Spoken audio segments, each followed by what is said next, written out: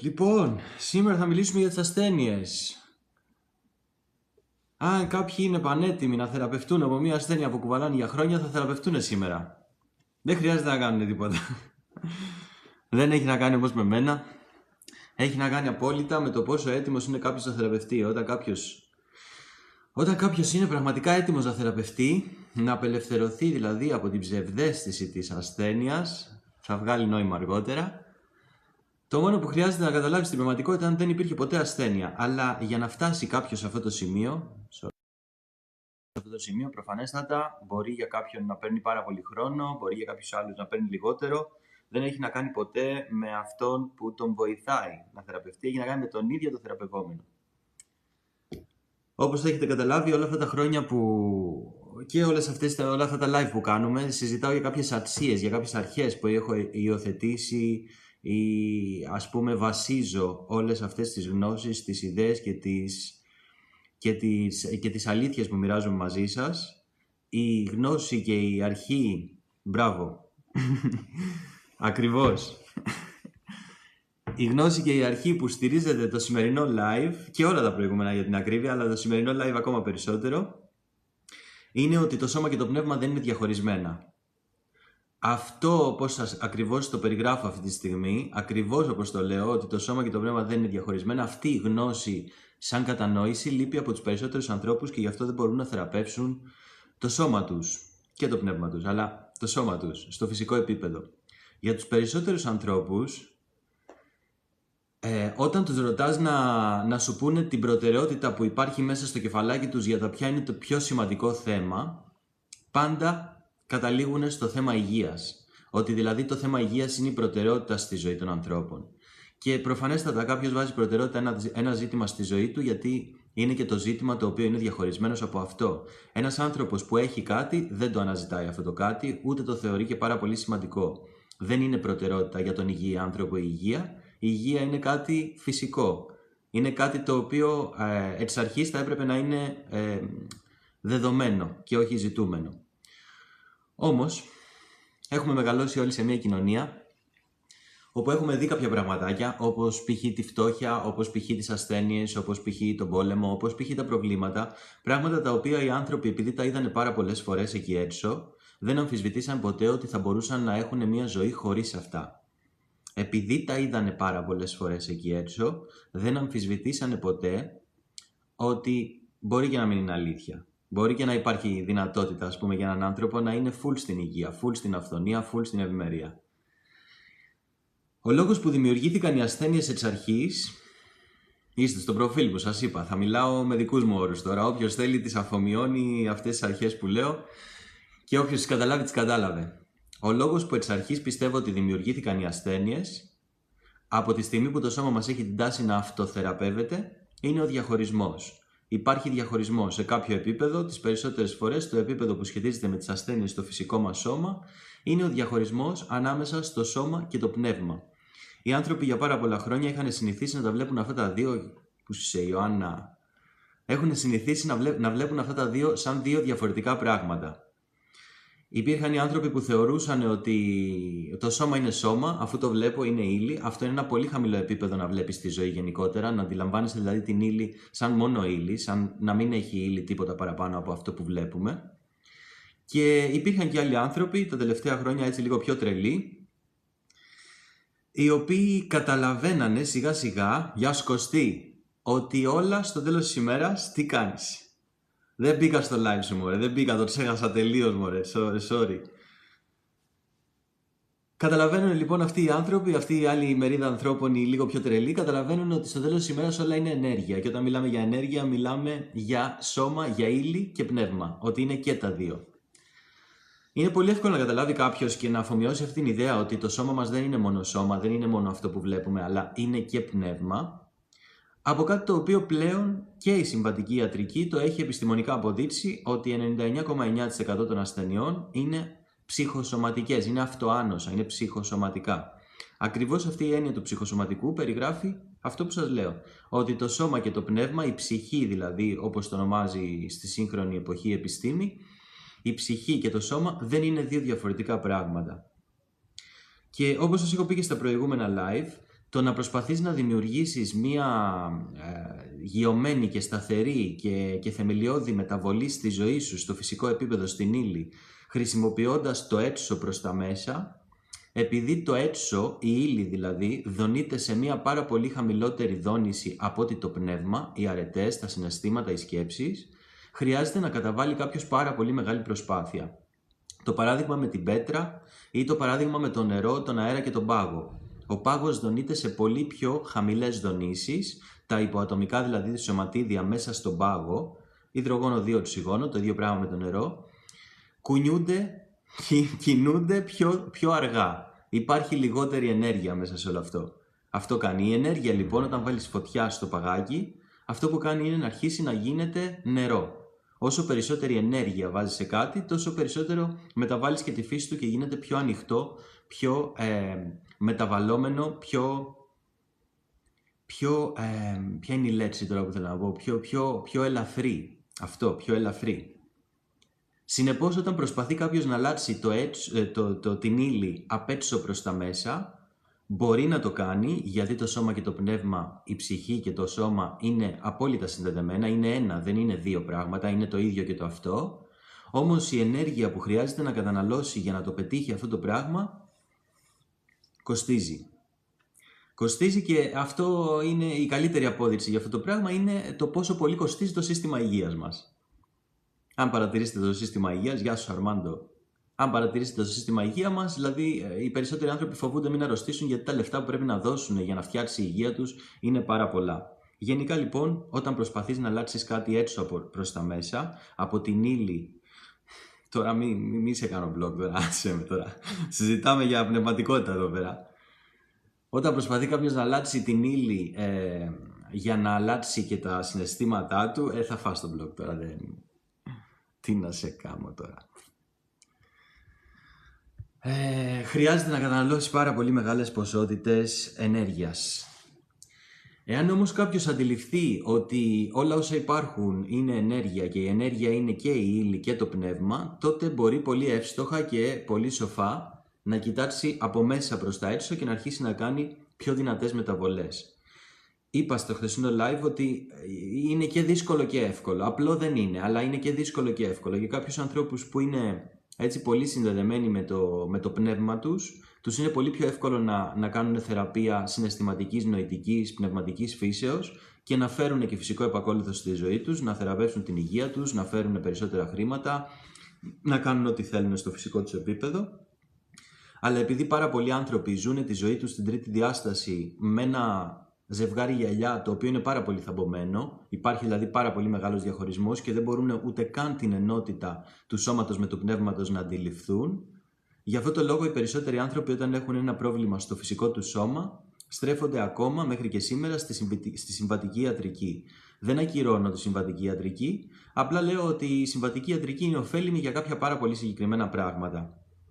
Υπάρχει στην σύγχρονη κοινωνία πάρα πολύ έντονο αυτό το κομμάτι, αυτό δεν θεραπεύεται, αυτή η ασθένεια δεν θεραπεύεται. Αυτή η ιδέα ότι δεν θεραπεύεται κάτι είναι ψευδής από μόνη της, γιατί το σώμα μας έχει την τάση να αυτοθεραπεύεται. Αυτό που εννοεί η συμβατική επιστήμη, η συμβατική ιατρική, είναι ότι δεν έχουν βρει ακόμα τον τρόπο να θεραπευτεί αυτό το πράγμα. Όλες οι ασθένειες θεραπεύονται από τη στιγμή που το σώμα μας έχει την τάση να αυτοθεραπεύεται. Αρκεί να δημιουργήσουμε υγιείς, ενδυναμωτικές συνθήκες για να θεραπευτεί το σώμα μας. Τώρα, υπάρχουν κάποια πράγματα που θα πούμε σχετικά με τις ασθένειες. Θα ήθελα, αν κάποιος από εσάς που βρίσκεται στο live και θέλει να μιλήσουμε στοχευμένα για μια συγκεκριμένη ασθένεια, θα χαρώ πάρα πολύ να το κάνουμε, γιατί θα μπούμε έτσι πιο με παραδείγματα και πιο στοχευμένα στο κομμάτι, γιατί είναι αχανές το πεδίο των ασθενειών γενικότερα. Αλλά γενικά αυτά τα πράγματα που κάνω και εγώ και οι θεραπευόμενοι μου όλα αυτά τα χρόνια, βασισμένοι σε κάποια στρατηγική, ας πούμε, σε κάποιο πρωτόκολλο, είναι να κάνουμε κάποιες συγκεκριμένες πολύ στοχευμένες ερωτήσεις όταν επικρατεί μια ασθένεια, όταν υπάρχει μια ασθένεια στο φυσικό σώμα. Μια πάρα πολύ σοφή ερώτηση, αφού, ξαναλέω, αυτό το live βασίζεται στην αρχή ότι το σώμα και το πνεύμα είναι συνδεδεμένα. Θηροειδής, τέλειο. Κομματάρα ο θηροειδής. Αυτό το live βασίζεται στην ιδέα και στην αρχή ότι το σώμα και το πνεύμα είναι συνδεδεμένα. Θα ξεκινήσουμε από αυτή τη βάση, δηλαδή έτσι θα μιλάμε, βασισμένοι πάνω σε αυτό. Η πρώτη ερώτηση, χαμηλή όραση, ωραία, θα το δούμε, Σοφία, τέλεια. Η πρώτη ερώτηση που θα έκανα σε έναν άνθρωπο ο οποίος διατηρεί μια ασθένεια στη ζωή του θα ήταν τι συνέβαινε στη ζωή του ατόμου την περίοδο που δημιουργήθηκε, που εκδηλώθηκε, που εκφράστηκε η ασθένεια στο φυσικό του επίπεδο.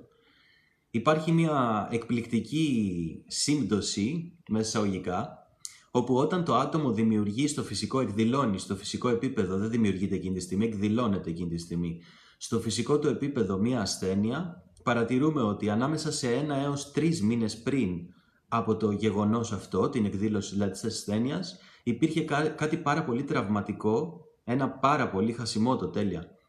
Υπήρχε κάτι πάρα πολύ τραυματικό, ένα πολύ τραυματικό γεγονός στη ζωή του ατόμου, το οποίο θα μας βοηθήσει να καταλάβουμε από πού ξεκίνησε όλο αυτό, γιατί ακόμα και το γεγονός που βιώνει ένας άνθρωπος όταν ξεκινάει να εκδηλώνει την ασθένεια στο φυσικό του σώμα, δεν είναι ακριβώς ο λόγος που δημιουργήθηκε η ασθένεια, αλλά είναι μια πάρα πολύ σημαντική πληροφορία που μπορεί να μας βοηθήσει να καταλάβουμε εξ αρχής το λόγο.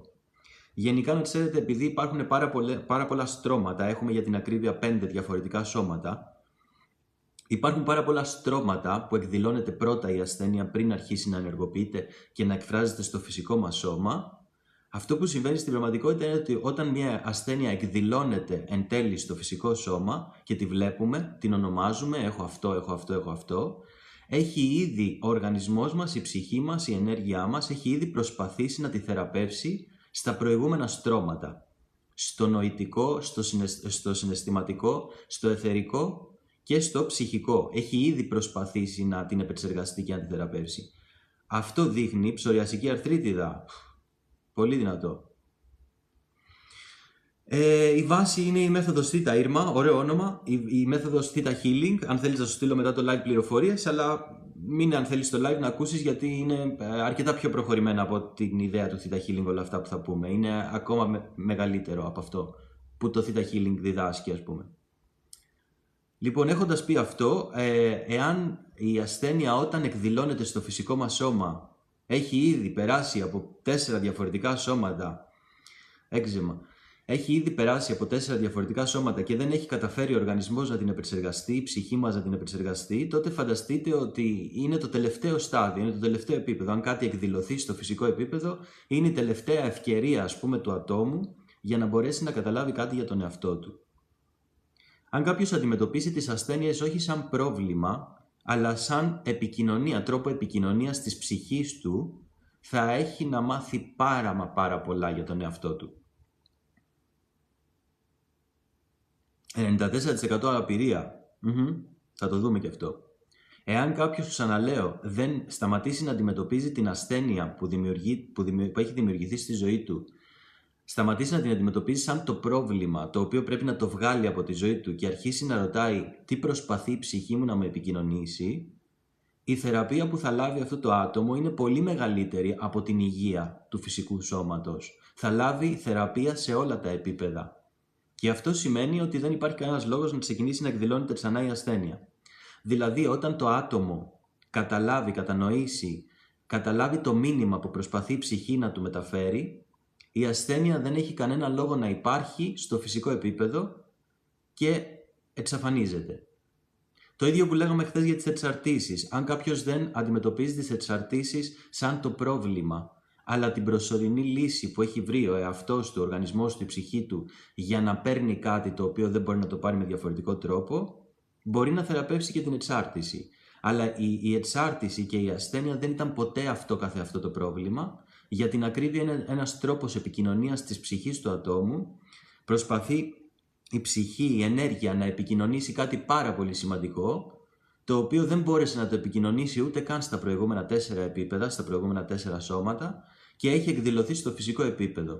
Και όταν εκδηλώνεται κάτι στο φυσικό επίπεδο, δεν μπορούμε πλέον να είμαστε έτσι. Υπάρχει, το βλέπουμε και είναι πάρα πολύ σοφό εκ μέρους της ζωής, γιατί πλέον είναι υπαρκτό, το έχουμε.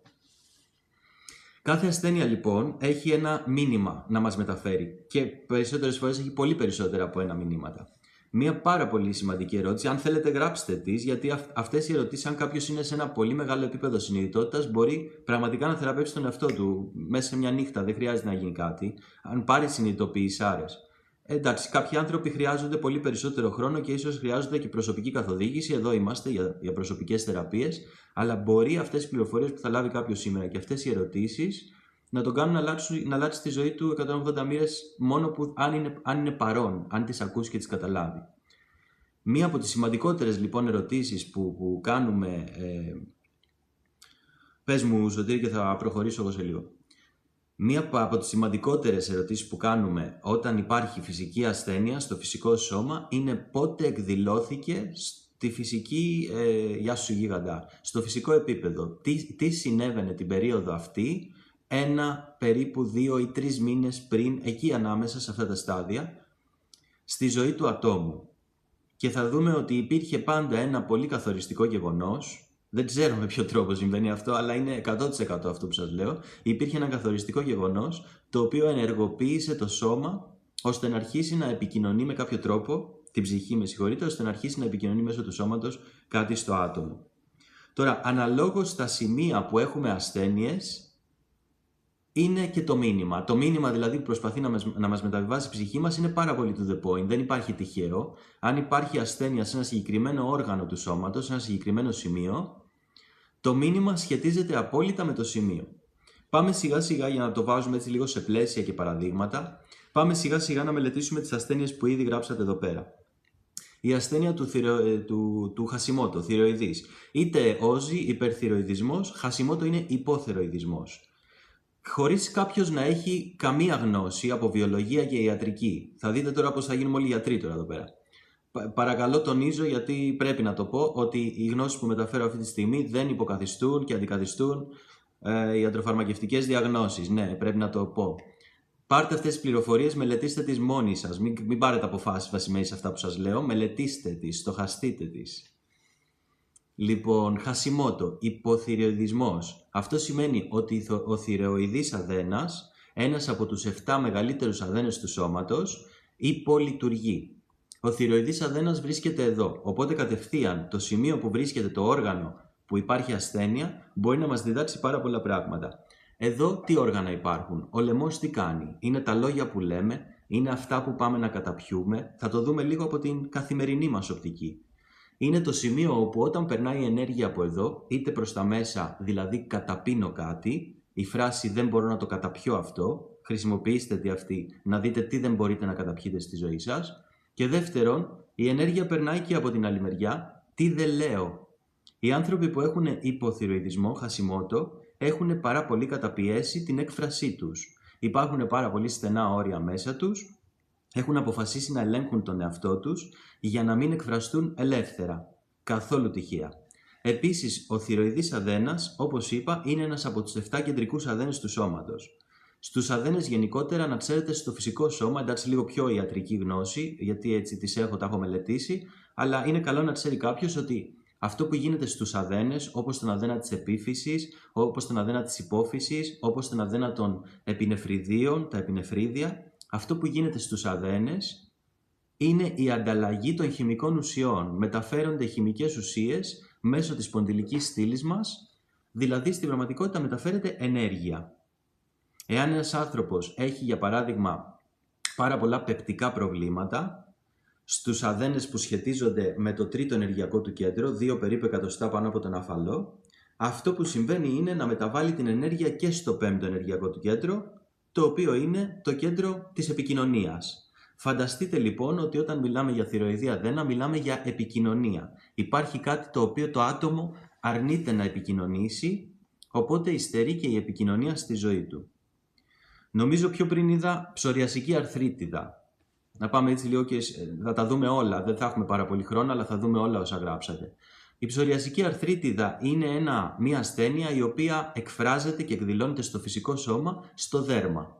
Τώρα, αν κάποιος έχει γνώσεις από ανατολική κουλτούρα και κινέζικη ιατρική, μπορεί άμεσα να καταλάβει ότι το δέρμα ανήκει στο τρίτο ενεργειακό κέντρο, δηλαδή στα όργανα που σχετίζονται με το στομάχι. Οπότε η σύνδεση που έχει η ψωριασική αρθρίτιδα με την εικόνα εαυτού είναι άμεση. Και πώς εκδηλώνεται η ψωριασική αρθρίτιδα? Το άτομο βγάζει λέπια. Δηλαδή σε κάποια σημεία του σώματός του, συνήθως στις κλειδώσεις, το άτομο βγάζει κάτι που φαίνεται σαν λέπια. Επίσης, μια πάρα πολύ σημαντική ερώτηση για ασθένειες που σχετίζονται με το φυσικό μας σώμα και εκδηλώνονται, εκφράζονται, όχι το χασιμό του τόσο, που δεν μπορεί να εκδηλωθεί με φυσικό τρόπο, αλλά υπάρχει η ασθένεια. Η ψωριασική αρθρίτιδα, για παράδειγμα, είναι μια ασθένεια η οποία όταν εκφράζεται στο φυσικό σώμα μεταβάλλει και τον τρόπο την εικόνα του ατόμου. Οπότε, μια πολύ σοφή ερώτηση εδώ είναι, σε ένα άτομο που έχει αυτή την ασθένεια, διατηρεί αυτή την ασθένεια, πώς νιώθω με αυτή την ασθένεια? Μπορώ να κυκλοφορήσω άνετα έξω? Είναι ένα σημείο του σώματος που έχει ψωριασική αρθρίτιδα? Είναι ένα σημείο του σώματος το οποίο κρύβω από τους άλλους? Και όταν καταλάβει το συναίσθημα που νιώθει διατηρώντας αυτή την ασθένεια, καταλαβαίνει και το συναίσθημα που σχετίζεται με την ασθένεια. Δηλαδή, το ίδιο το συναίσθημα που σχετίζεται με την ασθένεια είναι και το συναίσθημα που δημιουργεί την ασθένεια. Αυτό που νιώθω όταν διατηρώ την ασθένεια είναι και το καταπιεσμένο συναίσθημα το οποίο δημιούργησε εξ αρχής την ασθένεια. Οπότε, σε ένα άτομο με ψωριασική αρθρίτιδα, τώρα μπακαλίστικα σας τα λέω έτσι απ' έξω, δεν είμαστε στοχευμένη θεραπεία, αυτό που θα δούλευα πρώτα θα ήταν η εικόνα του ατόμου. Γιατί σχετίζεται με το δέρμα, με το μεγαλύτερο όργανο του σώματος, το δέρμα μας. Το δέρμα είναι η τελευταία μας επαφή του σώματος με την ύλη, η τελευταία επαφή, το τελευταίο στρώμα που υπάρχει ανάμεσα στην ύλη και το πνεύμα ουσιαστικά, και αλλάζει, μεταβάλλει την εικόνα του ατόμου. Αυτή την ερώτηση θα έκανα. Πώς νιώθεις διατηρώντας αυτή την ασθένεια? Νομίζω θηροειδής και υποθηροειδισμός το αναλύσαμε. Έξζεμα. Έξζεμα, ψωριασική αρθρίτιδα, ακριβώς στο ίδιο φάσμα και τα δύο. Μάτια μου. Εσένα σκέφτομαι, εσένα κάθε βράδυ ονειρεύομαι. Μάτια, πάρα πολύ ενδιαφέρον θέμα.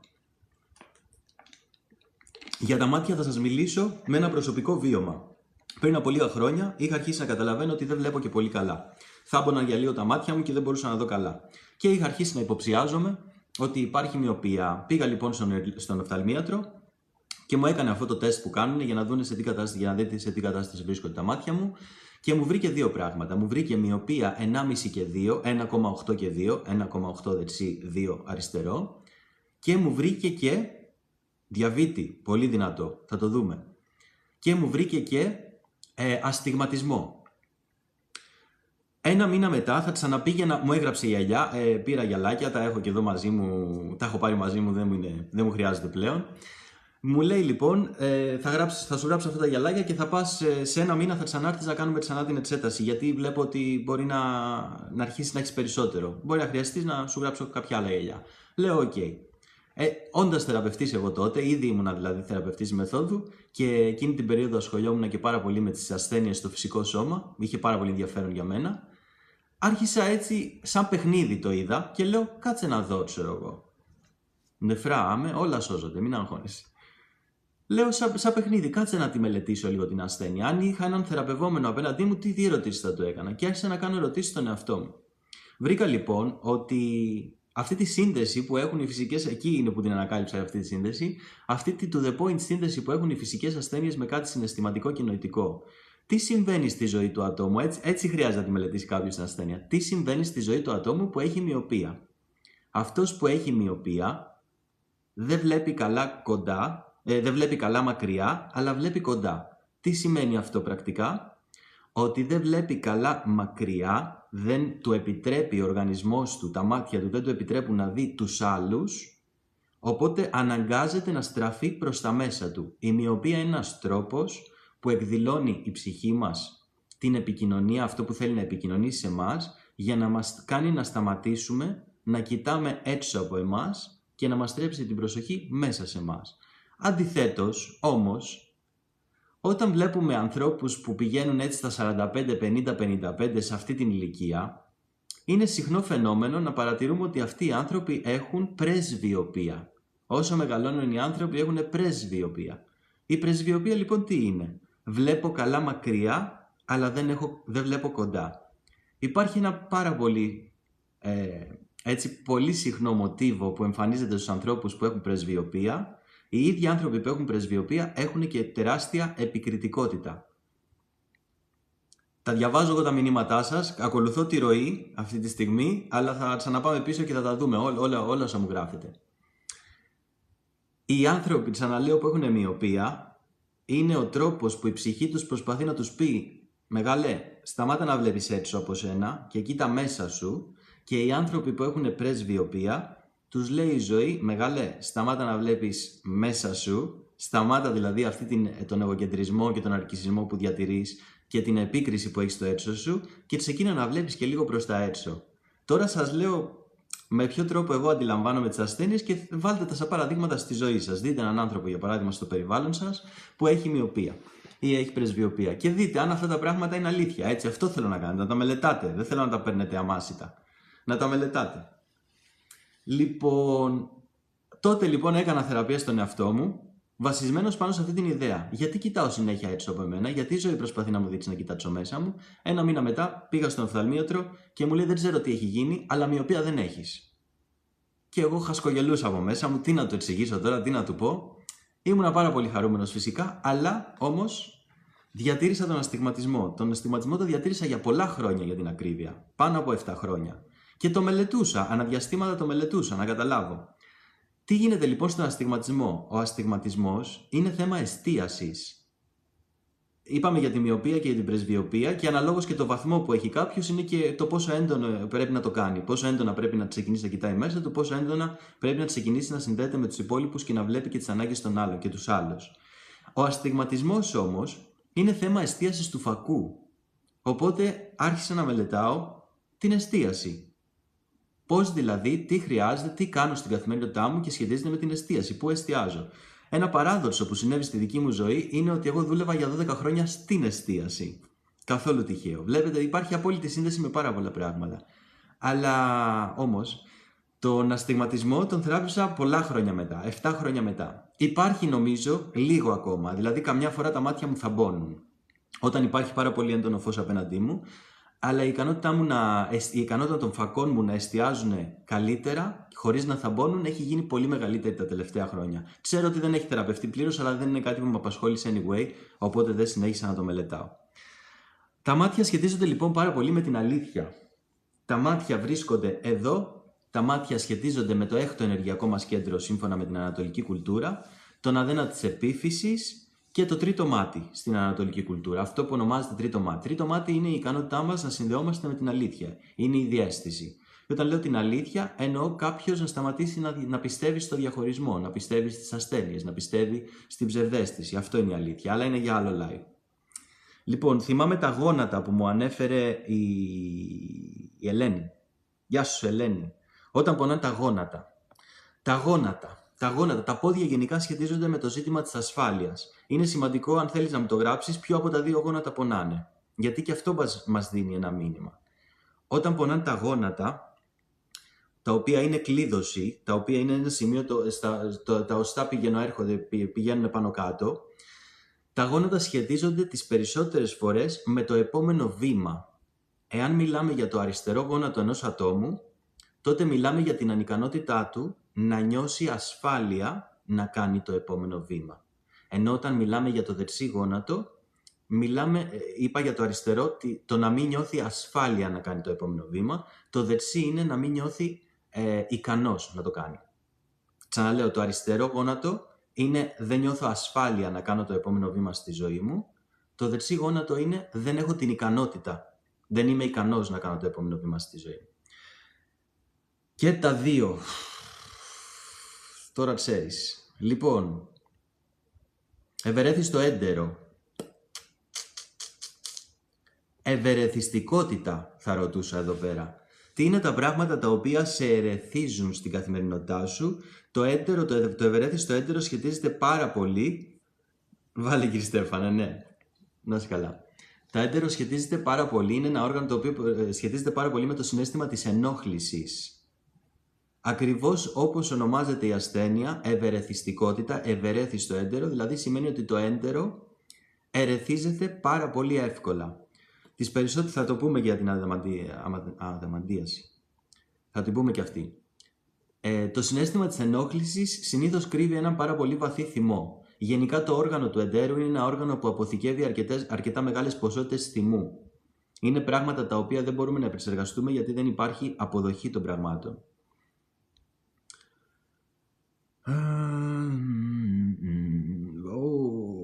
η Ριάννα, είπες πολλά εδώ, θα τα πούμε και αυτά, ωραία, τα κρατάω λίγο αυτά. Νεφρά. Τι κάνει το όργανο των νεφρών? Οι νεφροί, τα νεφρά, ο νεφρός. Τι κάνουν τα όργανα των νεφρών? Επεξεργάζονται τα υγρά στο σώμα. Όταν ένα άτομο διατηρεί ασθένεια στα νεφρά, σημαίνει ότι δεν μπορεί να επεξεργαστεί τα υγρά στο σώμα. Δηλαδή, δεν μπορεί να επεξεργαστεί τη θηλυκή ενέργεια. Δηλαδή, δεν μπορεί να επεξεργαστεί τα συναισθήματα. Αυτό μπορεί πολλές φορές να έχει να κάνει με μια συζήτηση που είχα και με ένα φίλο πρόσφατα και συζητούσαμε ακριβώς για αυτό το πράγμα, με το γεγονός ότι το νερό, τα υγρά στο σώμα μας, διατηρούν μνήμη. Οπότε ένας άνθρωπος όταν δεν έχει την ικανότητα να αποβάλει τα υγρά, τα παλιά υγρά από το σώμα του, στην πραγματικότητα έχει μια μεγάλη προσκόλληση με το παρελθόν. Ένας άνθρωπος λοιπόν που έχει πρόβλημα στα νεφρά, αυτό που θα τον ρωτούσα είναι τι σε κρατάει πίσω, τι σε κρατάει από το παρελθόν. Και τι μας κρατάει από το παρελθόν? Προφανέστατα δεν θέλουμε να κρατάμε από το παρελθόν τα πράγματα που δεν μας άρεσαν, αλλά πιστεύει κάποιος ότι το παρελθόν του ήταν καλύτερο από το παρόν του και γι' αυτό το λόγο το διατηρεί. Ή κάτι έκανε στο παρελθόν ή κάποια μεγάλη επιτυχία, κατόρθωμα υπήρχε στο παρελθόν του, το οποίο έχει ταυτίσει την αξία του και δεν θέλει να το ξεχάσει. Καλησπέρα. Λοιπόν...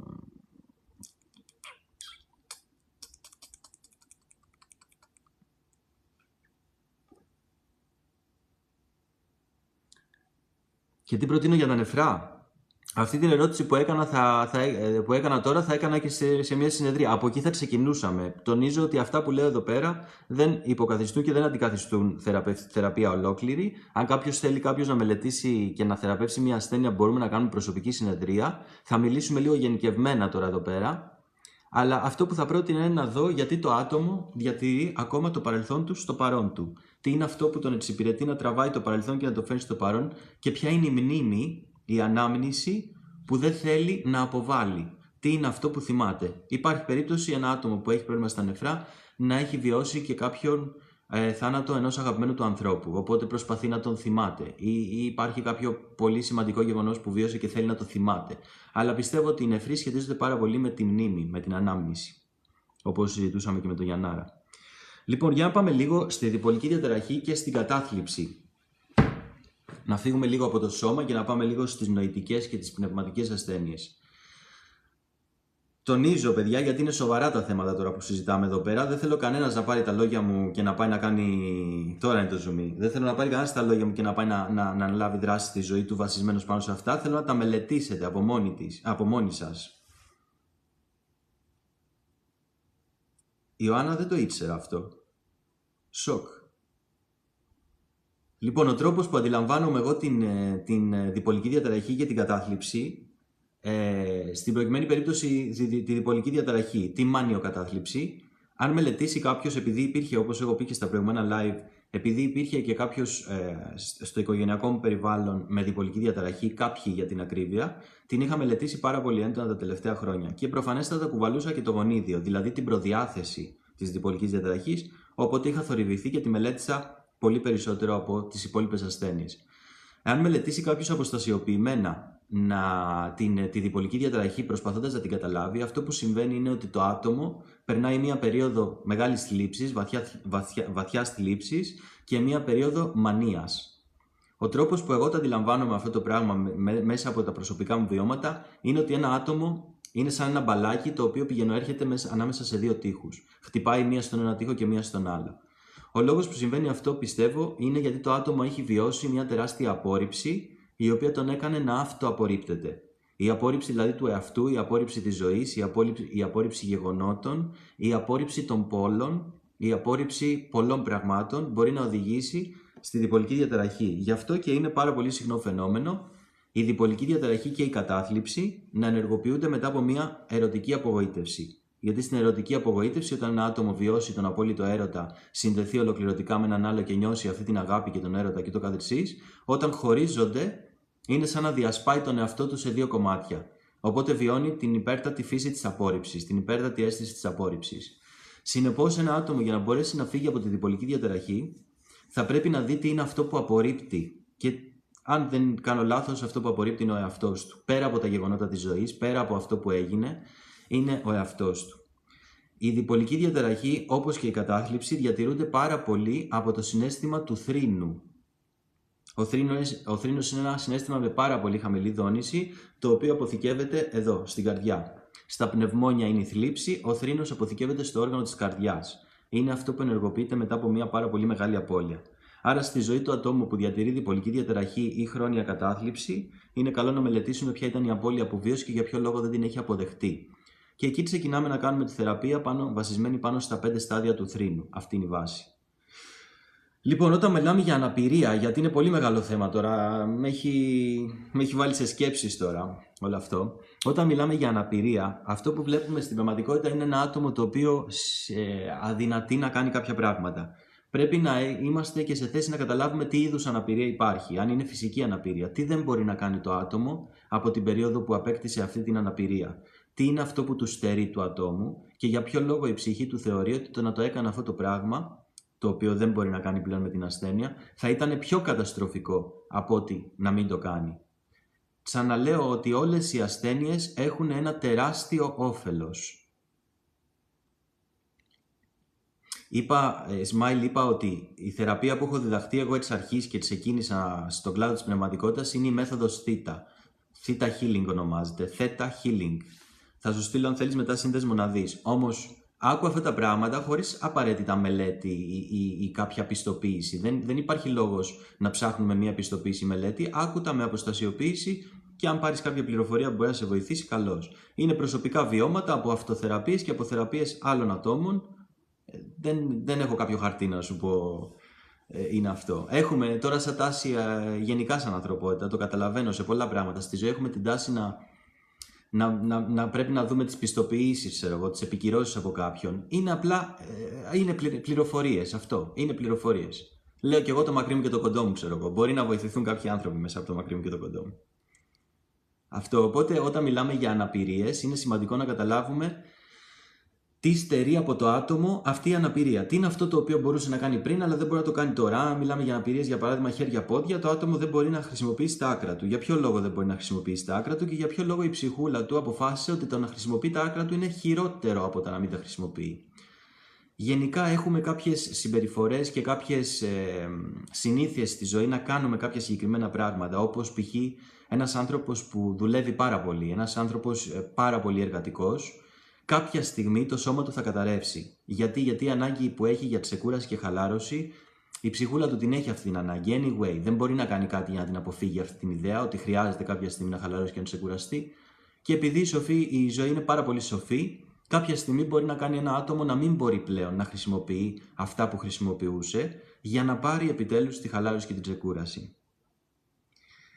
Επιστρέφω τώρα λίγο πίσω στην πρώτη ερώτηση που σας είπα ότι θα έκανα για κάποιον που διατηρεί μια ασθένεια. Αυτή είναι η πρώτη ερώτηση που κάνω στον εαυτό μου, αυτή είναι η πρώτη ερώτηση που θα έκανα στον οποιοδήποτε. Τι συνέβαινε στη ζωή σου, το λέω σιγά έτσι, άμα θέλετε κάποιοι να το γράψετε, τι συνέβαινε στη ζωή σου μέχρι και 3 μήνες πριν εκδηλωθεί η ασθένεια στο φυσικό επίπεδο. Μέχρι πριν διαγνωστείς, μέχρι πριν καταλάβεις ότι έχεις αυτή την ασθένεια.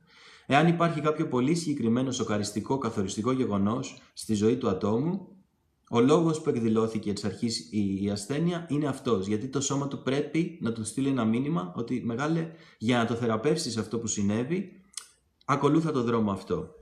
Απλά δυσκολευόμαστε να μεταφράσουμε ουσιαστικά τα μηνύματα. Υπάρχει ένα βιβλίο το οποίο ονομάζεται Ενεργειακή Θεραπεία, με είχε βοηθήσει πάρα πολύ να μπω σε αυτή τη σύνδεση σώματος και πνεύματος. Ενεργειακή Θεραπεία του Μπρόφμαν. Το έχω πει 3 φορές στα τελευταία live. Ήταν για μένα ένα πάρα πολύ σημαντικό βιβλίο, μου άνοιξε τα μάτια. Πολλά από αυτά που έγραφε εκεί πέρα δεν κάνανε απλά, δεν ήταν όντως ακριβώς αυτό που είχε ο θεραπευόμενος, αλλά σου δίνει ένα μπούσουλα για να ξεκινήσεις να μελετάς πιο βαθιά τα πράγματα. Ενεργειακή Θεραπεία του Μπρόφμαν. Υπάρχουν και κάποια άλλα βιβλία. Υπάρχει ένα βιβλίο της μεθόδου Theta Healing, το οποίο είναι πολύ στοχευμένο και πάρα πολύ προχωρημένη γνώση. Εάν κάποιος ενδιαφέρεται, μπορεί να του στείλω πληροφορίες, μπορεί να το αγοράσει. Είναι στα αγγλικά μόνο, αλλά μπορεί να το αγοράσει αν θέλει. Τώρα πάμε στη δεύτερη ερώτηση. Η δεύτερη ερώτηση είναι τι κέρδισε το άτομο διατηρώντας την ασθένεια. Και αυτή είναι μια πάρα πολύ σκληρή ερώτηση. Thank you. Αυτή είναι μια πάρα πολύ σκληρή ερώτηση για έναν άνθρωπο ο οποίος χρησιμοποιεί την ασθένειά του για να πάρει κάτι πάρα πολύ μεγάλο. Το εγώ, όταν την ακούει αυτήν την ερώτηση, τι κέρδισα με την ασθένεια, λέει καλά, πας καλά, δικέ μου, τι κέρδισα. Προφανέστατα μόνο πόνο μου έχει δημιουργήσει στη ζωή μου. Αλλά σας είπα και χθες με τις εξαρτήσεις και τονίζω και εδώ με τις ασθένειες, Δεν υπάρχει αυτό το τυχαίο, η έννοια του τυχαίου. Για να εκδηλώσει μια ασθένεια το σώμα, η ψυχή μας μέσω του σώματος, μέσω της ύλης, σημαίνει ότι αυτό που κερδίζει το άτομο διατηρώντας την ασθένεια είναι πολύ μεγαλύτερο από το να μην την είχε την ασθένεια. Είναι ο τελευταίος τρόπος επικοινωνίας. Είναι σαν να παίρνεις το 112, ξέρω εγώ, σε κλίση έκτακτης ανάγκης. Αυτή είναι η ασθένεια. Να προσπαθεί το σώμα σου να επικοινωνήσει, γιατί έχει το άτομο διαχωριστεί ολοκληρωτικά από το να ακούει το σώμα του, να ακούει τον εαυτό του. Όταν δεν ακούω πότε χρειάζεται να πιω νερό, όταν έχω μπερδέψει την πείνα με τη δίψα και κάθε φορά που διψάω νιώθω ότι πρέπει να φάω, βάζω και άλλες τοξίνες στο σώμα μου, βάζω περιττή ενέργεια στο σώμα μου και δεν πίνω νερό. Άρα το σώμα μου πρέπει να μου δείξει μέσω των νεφρών ή μέσα από το στομάχι ότι κάτι δεν πάει καλά. Κάνω κάτι στην καθημερινότητά μου ασυνείδητα το οποίο δεν είναι σωστό. Γιατί αν συνεχίσω να το κάνω, θα καταλήξει όντως στον απόλυτο διαχωρισμό που είναι ο θάνατος. Πρώτη ερώτηση λοιπόν, τι συνέβαινε στη ζωή του ατόμου την περίοδο που εκδηλώθηκε η ασθένεια, αν υπάρχει κάποιο συγκεκριμένο γεγονός. Δεύτερη ερώτηση, τι κέρδισε το άτομο από τη μέρα που υιοθέτησε, που εκδήλωσε την ασθένεια. Εάν κάποιος κάνει αυτή την ερώτηση με ολοκληρωτική αποστασιοποίηση, θα πάθει σοκ. Θα δει μια λίστα με πράγματα τα οποία κέρδισε το άτομο από τη μέρα που απέκτησε την ασθένεια. Στις αναπηρίες, για παράδειγμα, πολλοί άνθρωποι λόγω του ότι το κράτος αμείβει, το τονίζω, την αναπηρία, το κράτος δίνει χρήματα για τα άτομα που έχουν κάποιο είδους αναπηρία, από ένα ποσοστό και πάνω.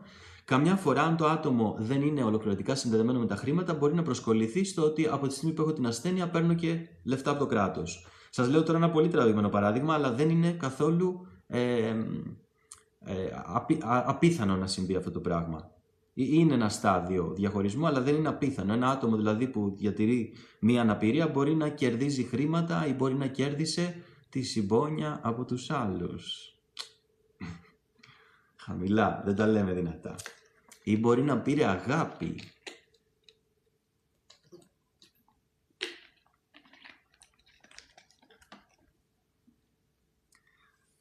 Πολύ σοβαρό θέμα αυτό.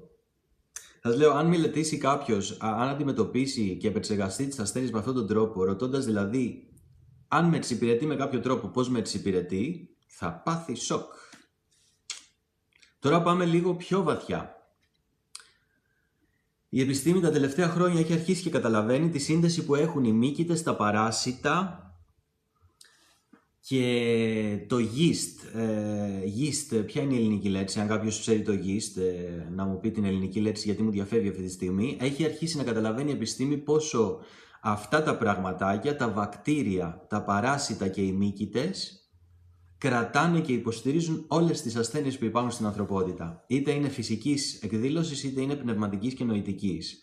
Δηλαδή, εάν ένα άτομο στο σώμα του διατηρεί υπερβολικά παράσιτα ή διατηρεί πάρα πολλά κακά βακτήρια, όχι τα θετικά, γιατί υπάρχουν και θετικά βακτήρια στα όργανά μας, αλλά μαγιά, ναι, και κάπως αλλιώς είναι η λέξη, αλλά δεν μου έρχεται αυτή τη στιγμή. Anyway, εάν κάποιο άτομο διατηρεί πάρα πολλά παράσιτα και πάρα πολλά βακτήρια, κακά βακτήρια, τότε μπορεί πολύ εύκολα να δημιουργήσει ασθένεια.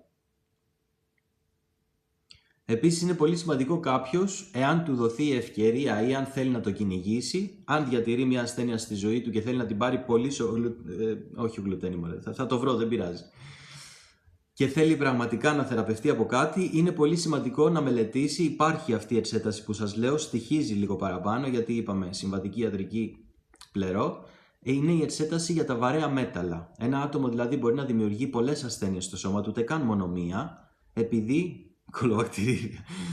επειδή έχει πάρα πολλά βαρέα μέταλλα. Ψάξτε τα. Αυτά τώρα σας τα δίνω έτσι σαν μπισκοτάκια να μπείτε κι εσείς λίγο στη διαδικασία να μελετάτε. Αλλά πολύ περισσότερο μύκητες και παράσιτα. Οι μύκητες και τα παράσιτα είναι η βάση για όλες τις ασθένειες, νοητικές, πνευματικές, συναισθηματικές και φυσικού επίπεδου. Παρ' όλα αυτά όμως, όταν ένας άνθρωπος, για παράδειγμα, εκδηλώνει μύκητες σε κάποιο συγκεκριμένο σημείο του σώματός του, μπορεί να μιλάμε για καντιδίαση, η οποία σχετίζεται. Ζύμη, μπράβο, ζύμη.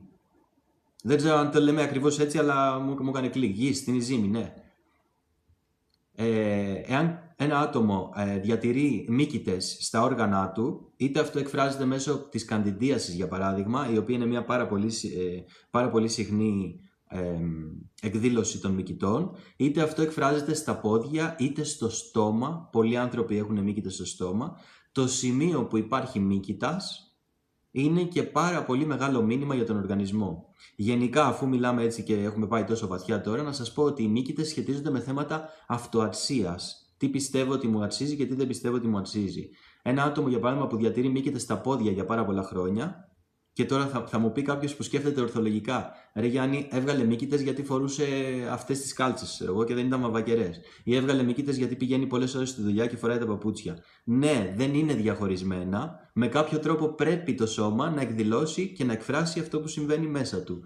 Οπότε, ναι, μπορεί να συμβαίνει αυτό. Μπορεί το άτομο να φοράει παπούτσια πάρα πολλές ώρες, να δουλεύει πάρα πολλές ώρες. Αυτό σημαίνει ότι έχει χαμηλή αυτοεκτίμηση. Αν πιστεύει ότι χρειάζεται να δουλεύει πάρα πολλές ώρες για να βγάλει χρήματα, το επίπεδο της αυτοεκτίμησής του είναι αρκετά χαμηλά. Πιστεύει δηλαδή ότι του αξίζουν λίγα πράγματα στη ζωή και συνεπώς το σώμα πρέπει να εκδηλώσει τους μύκητες. Το υπενθυμίζω αυτό, το τονίζω αυτό. Δεν αναιρούμε ότι στο φυσικό επίπεδο γίνονται κάποιες συγκεκριμένες καταστάσεις, δημιουργούνται κάποιες συγκεκριμένες συνθήκες και έτσι εκδηλώνεται η ασθένεια. Αυτό που λέω είναι ότι ανεξάρτητα από τον τρόπο που εκδηλώθηκε, αν και αυτό έχει κάτι να μας πει, αλλά ανεξάρτητα από τον τρόπο που εκδηλώθηκε στο φυσικό επίπεδο, είναι σημαντικό κάποιος να μελετήσει εξ αρχής γιατί από μέσα ξεκίνησε η ασθένεια να εκδηλώνεται προς τα έξω. Για παράδειγμα, κάποιος που δουλεύει πολύ, όπως είπα πριν, και χρειάζεται ξεκούραση, χαλάρωση, ηρεμία, ή χρειάζεται να μπει στην κατάσταση του λαβίν, πρέπει να σταματήσει να δίνει, να υπερδίνει και να αρχίσει να λαμβάνει, μπορεί να έχει ένα ατύχημα με το αυτοκίνητο. Μπορεί να δουλεύει στην οικοδομή και να πέσει. Μπορεί να στραμπουλίξει το πόδι του στο δρόμο και τελικά να σπάσει το πόδι του. Μπορεί να γίνει οτιδήποτε, να εκδηλωθεί δηλαδή με οποιοδήποτε τρόπο στο φυσικό επίπεδο. Ξαναλέω, έχει και αυτό κάτι να μας πει. Δεν είναι ο τρόπος που εκδηλώθηκε τελείως αδιάφορος, αλλά δεν είναι τόσο σημαντικός μελέτης. Πιο σημαντικό είναι να καταλάβει το άτομο τι συνέβαινε στη ζωή του εκείνη την περίοδο και με ποιο τρόπο τον εξυπηρετεί το να διατηρεί αυτή την ασθένεια. Αυτές είναι οι δύο ερωτήσεις φωτιά. Βγάζουν παπάδες. Από αυτή τη βάση ξεκινάω οποιαδήποτε θεραπεία φυσικής ασθένειας ή νοητικής ή πνευματικής και πάντα καταλήγει σε κάτι τεράστιο.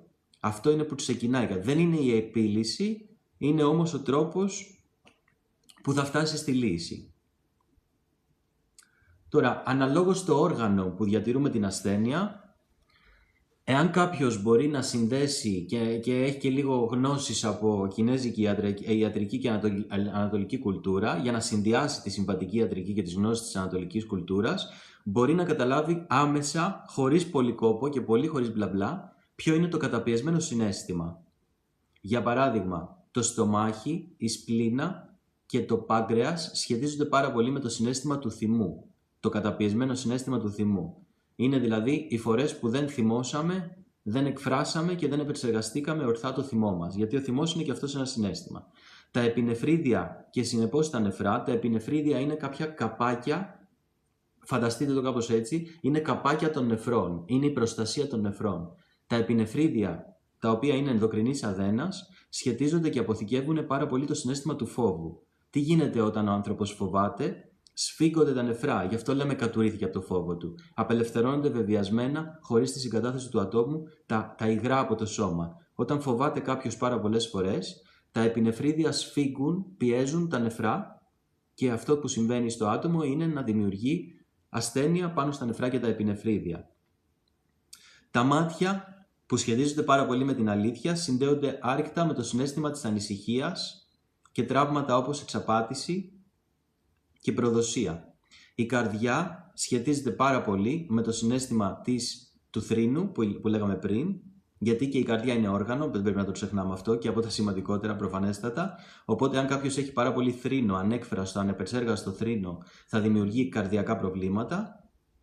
Αν είχατε στο περιβάλλον σας κάποιον που είχε ή έχει καρδιακά προβλήματα, θα καταλάβετε ότι κάποια στέρηση αγάπης υπήρχε. Με κάποιον δεν ήταν συνδεδεμένος αυτό το άτομο. Υπήρχε μια πάρα πολύ σκληρή σχέση στη ζωή του. Είτε ήταν με ένα γονέα, είτε ήταν συντροφικά, είτε με τα παιδιά του. Δεν είναι τυχαίο που οι άνθρωποι παθαίνουν καρδιακά, επεισόδια. Εάν ένα άτομο διατηρεί προβλήματα στα πνευμόνια, τότε έχει πάρα πολύ καταπιεσμένο συναίσθημα θλίψης. Τα πνευμόνια σχετίζονται με τη θλίψη πάρα πολύ. Και η θλίψη είναι επίσης ένα συναίσθημα με πάρα πολύ χαμηλή δόνηση. Η θλίψη πολλές φορές ενεργοποιείται από απόρριψη. Και έτσι και η ανάγκη κάποιου να καπνίσει. Να κάνει τα νεφρά του, τα πνευμόνια του, να τοξικοποιήσει τα πνευμόνια του. Αυτό κάνει. Αυτός που καπνίζει τοξικοποιεί τα πνευμόνια του, γιατί η ενέργεια που υπάρχει μέσα στα πνευμόνια του είναι η θλίψη, οπότε πρέπει να βάλει και άλλη θλίψη. Αυτό κάνει. Είναι ένα ανατροφοδοτούμενο σύστημα. Ασθένειες που σχετίζονται με το δεύτερο ενεργειακό κέντρο και τα όργανα που βρίσκονται στο δεύτερο ενεργειακό κέντρο. Για τις γυναίκες περισσότερο θα μιλήσω αυτή τη στιγμή. Θέματα δηλαδή που αφορούν τα γυναικολογικά μιας γυναίκας σχετίζονται πάρα πολύ με το συναίσθημα της ντροπής. Τα γόνατα είναι το πρώτο ενεργειακό κέντρο και είναι θέμα ασφάλειας. Οπότε είναι μια καταπιεσμένη ανασφάλεια. Λοιπόν, στο δεύτερο ενεργειακό κέντρο, που θα λέγαμε ότι σε αυτό το κέντρο εδράζει η μήτρα της γυναίκας, οι γυναίκες που αντιμετωπίζουν πολλά γυναικολογικά προβλήματα και επίσης, ξαναλέω, όπως είπα και στο χθεσινό live ή στο προχθεσινό, πόνους περίοδου, διατηρούν πεποιθήσεις που σχετίζονται με την ντροπή. Υπάρχει ένα θέμα ντροπής. Μια γυναίκα δηλαδή δεν είναι συνδεδεμένη ολοκληρωτικά με τη θηλυκή της ενέργεια και γι' αυτό το λόγο πονάει στην περίοδο. Δεν είναι φυσιολογικό μια γυναίκα να πονάει. Επειδή το βιώνουν πάρα πολλές γυναίκες εκεί έξω, δεν σημαίνει ότι είναι το φυσιολογικό. Ο πόνος είναι αποτέλεσμα διαχωρισμού. Αν υπάρχει πόνος, υπάρχει διαχωρισμός. Έγινα μαμά πρώτη φορά, το μωρό είναι στη θερμοκοιτίδα, το άγχος στο φουλ, από μωρό τι να κάνω.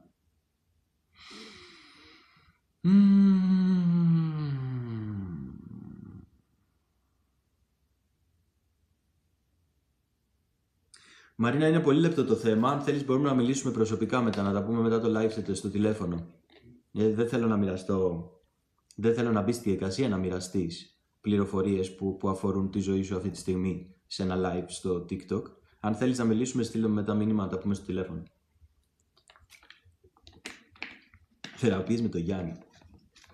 Υπάρχει μια, εξ αρχής, από τότε που μπήκα σε αυτό το θεραπευτικό μονοπάτι, υπήρχε μια βαθιά πίστη μέσα μου ότι οι ασθένειες στο φυσικό επίπεδο είναι το πιο εύκολο πράγμα να θεραπευτούν. Και δυστυχώς δεν το έχουν όλοι οι άνθρωποι αυτό. Όμως αυτό εμένα με βοήθησε πάρα πολύ να θεραπεύσω όλες τις ασθένειες που διατηρούσα για πάρα πολλά χρόνια στο φυσικό μου σώμα. Δηλαδή το σώμα μου αυτή τη στιγμή είναι σχεδόν αδύνατο να αρρωστήσει. Δυσκολεύομαι να αρρωστήσω. Αυτό παθαίνω. Γιατί δούλεψα με πολύ βαριά δόνηση συναισθήματα. Επίσης το σώμα μου γίνεται, είμαι 36, δεν ξέρω αν βλέπετε, φράπα. Το σώμα μου γίνεται όλο και πιο υγιές και όλο και πιο νεανικό από τη μέρα που ξεκίνησα να θεραπεύω αυτά τα βαριά δόνηση συναισθήματα. Διατηρούσα κι εγώ ασθένειες, αναδιαστήματα έβγαζα κάποιες συγκεκριμένες ασθένειες. Είχα τρομερά εντερικά και στομαχικά προβλήματα για πάρα πολλά χρόνια. Όμως αυτά εξαλείφθηκαν γιατί δούλεψα με τα συναισθήματα που σχετίζονται με αυτά τα όργανα. Επειδή λοιπόν είχα αυτή την τελούλου πίστη ότι το να θεραπεύσεις το φυσικό σου σώμα είναι κάτι πάρα πολύ εύκολο, ό,τι ασθένεια είχαν οι άνθρωποι που ερχόντουσαν να κάνουμε θεραπεία στις φυσικές ασθένειες, έφευγε. Έχω δει σοβαρά πράγματα να φεύγουν. Έχω δει να αλλάζουν σοβαρά πράγματα. Δεν μιλάμε απλά για ένα ευερέθιστο έντερο, για παράδειγμα, που και αυτό είναι σοβαρά, αλλά δεν μιλάω για μια διαθεσία στη ζωή. Έχω δει σοβαρές ασθένειες να θεραπεύονται. Αρκεί να φτάσει κάποιος στη συνειδητοποίηση για ποιο λόγο εξ αρχής δημιουργήθηκε αυτή η ασθένεια στη ζωή του ατόμου και τι προσπαθεί να το επικοινωνήσει, το οποίο δεν θέλει με κανένα τρόπο να τα ακούσει. Εάν κάποιος υιοθετήσει αυτή την τελούλου πίστη που έχω εγώ, ότι είναι πανεύκολο να θεραπεύσει κάποιος το φυσικό του σώμα, γιατί είναι η τελευταία εκδήλωση της ενέργειας, είναι το τελευταίο στάδιο. Δηλαδή, είναι πολύ to the point, είναι μπροστά στα μούτρα μας. Έχουμε πάρα πολλά δεδομένα να μελετήσουμε πάνω σε αυτό. Έχουμε να μελετήσουμε το όργανο που συνδέεται με την ασθένεια. Έχουμε να μελετήσουμε το συναίσθημα που σχετίζεται με το όργανο. Έχουμε να μελετήσουμε το τι άλλαξε στη ζωή του ατόμου από τότε που δημιούργησε την ασθένεια. Είναι τόσα πολλά αυτά που μπορεί να μελετήσει κάποιος πάνω σε μια φυσική ασθένεια, που για μένα είναι σχεδόν αδύνατο να μην καταλάβω τι προσπαθεί να μου επικοινωνήσει η ασθένεια. Και προφανώς και για τους ανθρώπους που συνδέομαι και κάνουμε θεραπεία. Είναι πανεύκολο. Αλλά κάποιος πρέπει να έχει λίγο αυτή την τελούλου πίστη και κάποιος τουλάχιστον να έχει την υποτυπώδη πίστη ότι μπορεί να θεραπευτεί. Να ξέρετε ότι ο βασικότερος λόγος που οι άνθρωποι δεν θεραπεύουν μια ασθένεια δεν είναι γιατί δεν μπορούν να τη θεραπεύσουν. Η θεραπεία γίνεται έτσι. Μέσα σε μια συνεδρία δεν είναι κάτι δύσκολο. Εάν όμως διατηρούν πάρα πολλά ωφέλη και κέρδη πάνω στην ασθένεια, Για να την απελευθερώσουν από το φυσικό του σώμα, θα πρέπει αυτά τα κέρδη να σταματήσουν να τα παίρνουν με αυτόν τον τρόπο. Και αυτό για κάποιους μπορεί να πάρει χρόνια. Κάποιος μπορεί να μελετάει την ασθένειά του για πάρα πολλά χρόνια.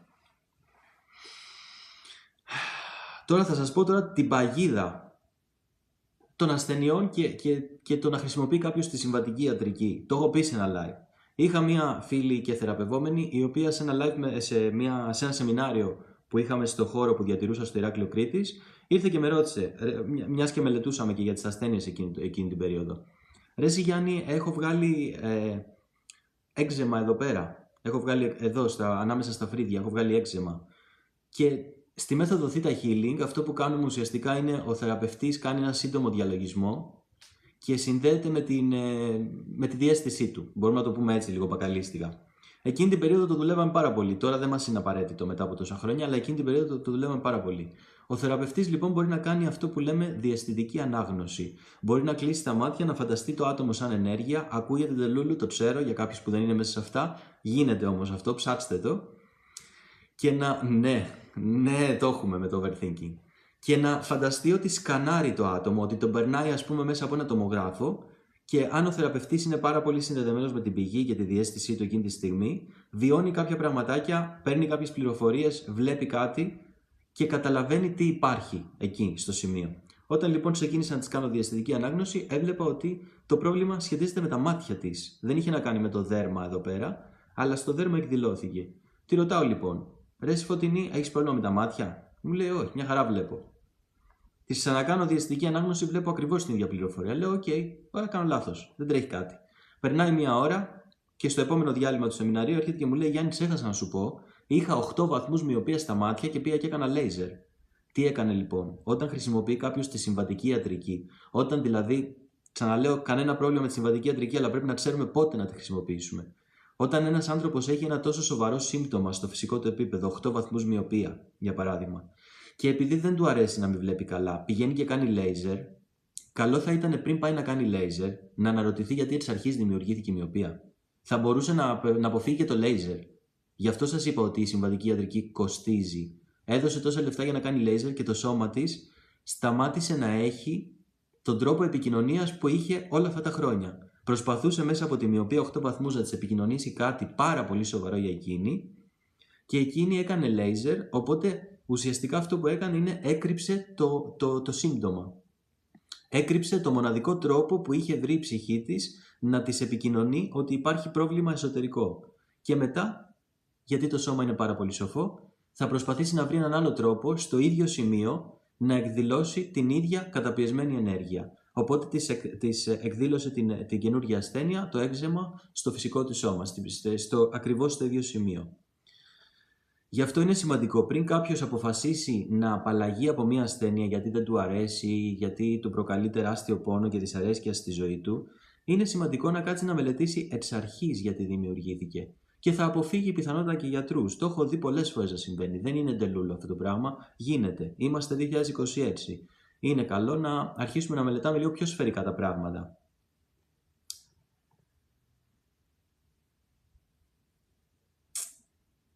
Καρκίνος στο στήθος.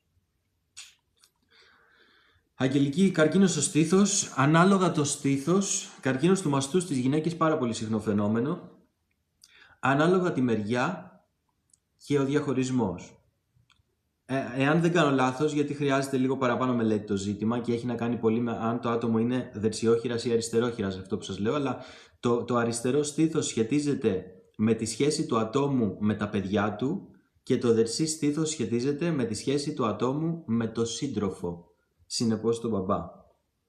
Δηλαδή ακόμα και το ποιο στήθος δημιουργείται, σε ποιο στήθος δημιουργείται ο καρκίνος, έχει ακόμα και αυτό μια τεράστια πληροφορία να μας δώσει.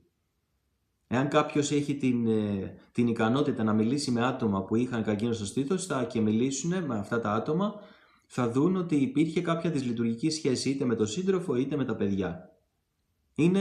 Η ασθένεια τι είναι, παιδιά? Η ασθένεια είναι ένας διαχωρισμός. Υπάρχει ένας διαχωρισμός. Κάποιος για να καταλάβει το διαχωρισμό πρέπει να αρχίσει να το μελετάει. Πού είμαι διαχωρισμένος? Δηλαδή το όργανο του στομάχου. Τι κάνει το όργανο του στομάχου? Αν κάποιος κάτσει να μελετήσει τι λειτουργίες κάνει το όργανο του στομάχου, αρχίζει να διαχωρίζει, να διασπά την τροφή. Αν ένα άτομο έχει δυσπεψίες, έχει ανικανότητα να διασπάσει την τροφή. Τι σημαίνει διασπώ την τροφή? Σημαίνει ότι η τροφή που μπαίνει μέσα μου, μια συγκεκριμένη δόνηση, μια συγκεκριμένη ενέργεια, δεν είναι αφομοιώσιμη από εμένα. Δηλαδή η ενέργεια που λαμβάνω δεν είναι από μένα αφομοιώσιμη. Γιατί δεν είναι αφομοιώσιμη αυτή η ενέργεια? Τι συμβαίνει στη ζωή του ατόμου? Τι πιστεύει αυτό το άτομο? Ποιες είναι οι τροφές που με επηρεάζουν? Πάρα πολύ σημαντικό. Ποιες είναι οι τροφές που με επηρεάζουν? Θα καταλάβει πολλά για τις τροφές. Αν κάποιον τον πειράζει για παράδειγμα το αλεύρι, άμα πάτε λίγο στην ιστορία, μισό λεπτό να αποδείξω ότι δεν είμαι ρομπότ.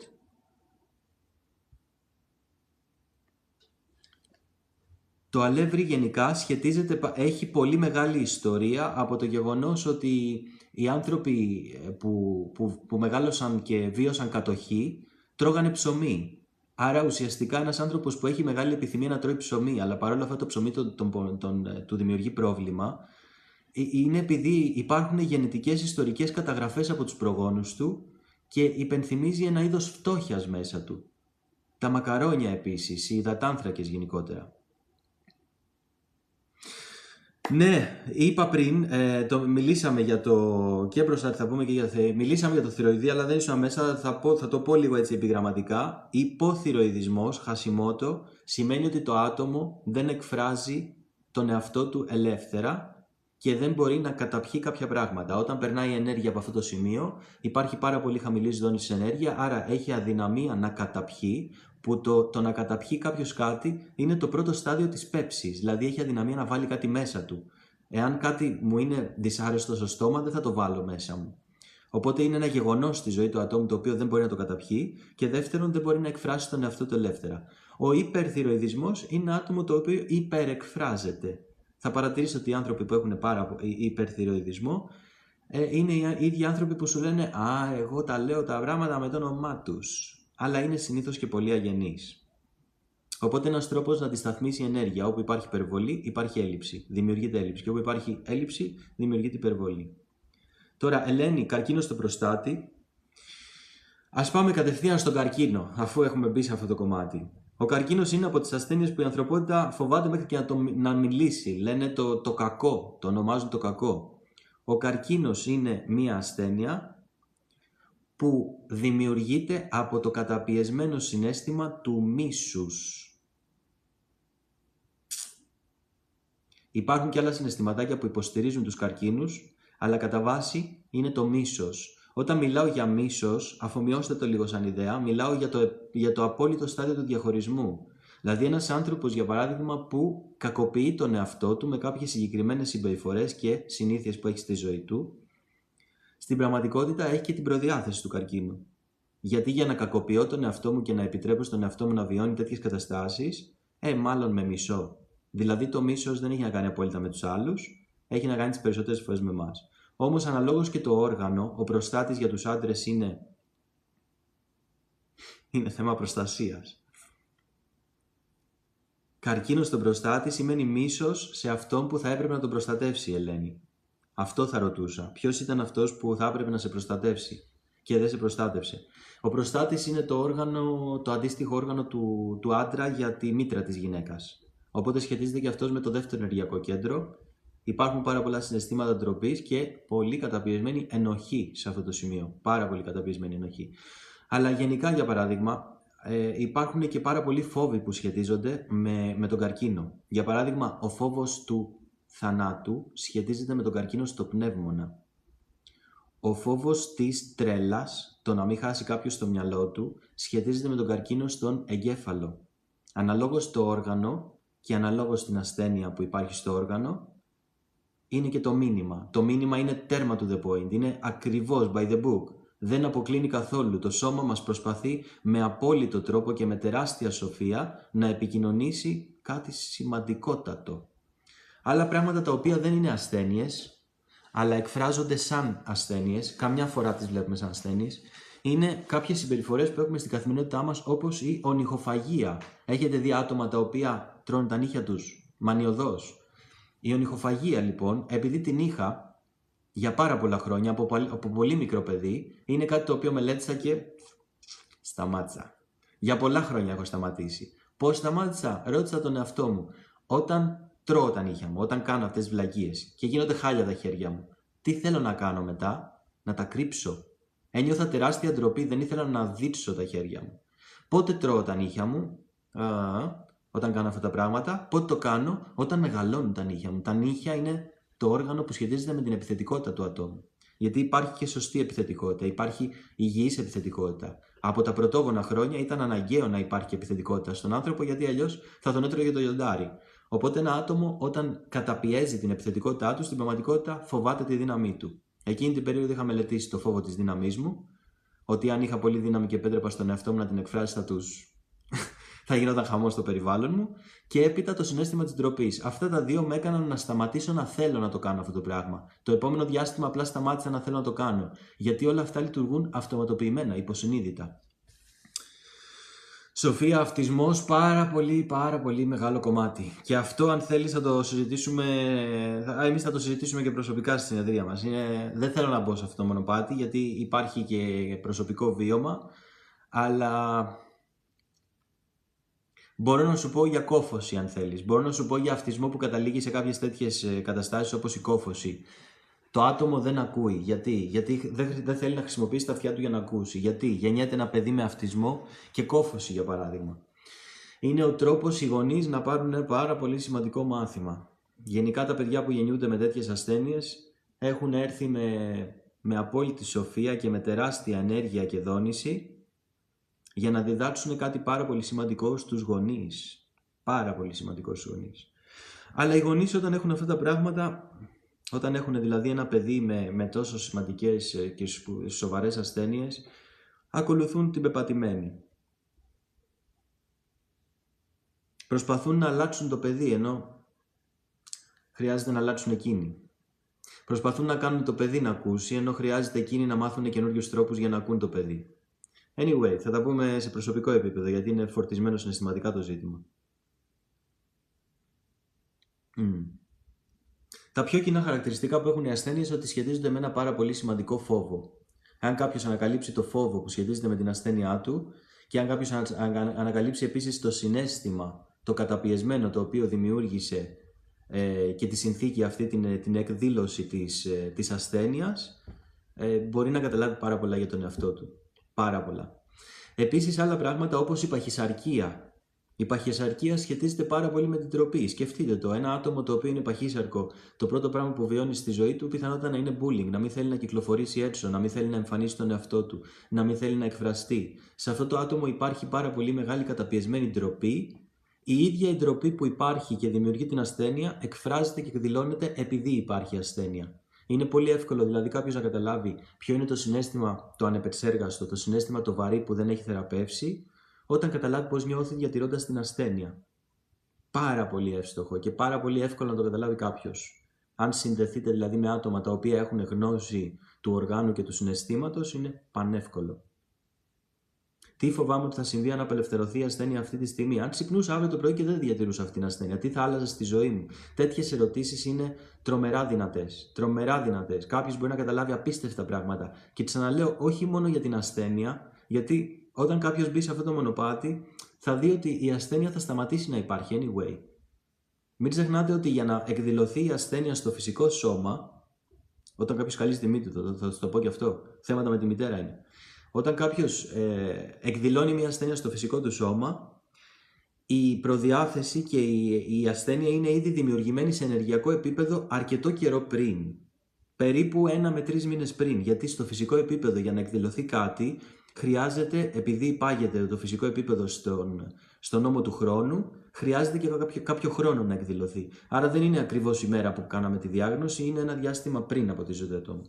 Αντιστρόφως τώρα, όταν ένα άτομο ξεκινάει να θεραπεύει το μέσα του, η ενέργεια θα αρχίσει να εκδηλώνεται έξω το επόμενο διάστημα. Μπορεί τον πρώτο καιρό να μην είναι θεραπευμένος, αλλά eventually κάποια στιγμή, αναλόγως των πεποιθήσεων του ατόμου και την αντίσταση που έχει, θα εξαλειφθεί η ασθένεια.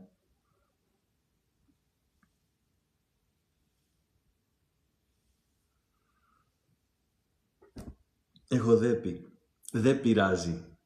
Όλα αυτά τα ονοματάκια που έχουμε δώσει μέσω της συμβατικής επιστήμης, της συμβατικής ιατρικής, δέπει, διπολικές διαταραχές, μπλα μπλα, όλα αυτά τα πραγματάκια πέφτουν πολύ στην παγίδα και λένε είμαι διπολικός, είμαι διαβητικός, έχω δέπη και ούτω καθεξής, όλα αυτά τα πράγματα.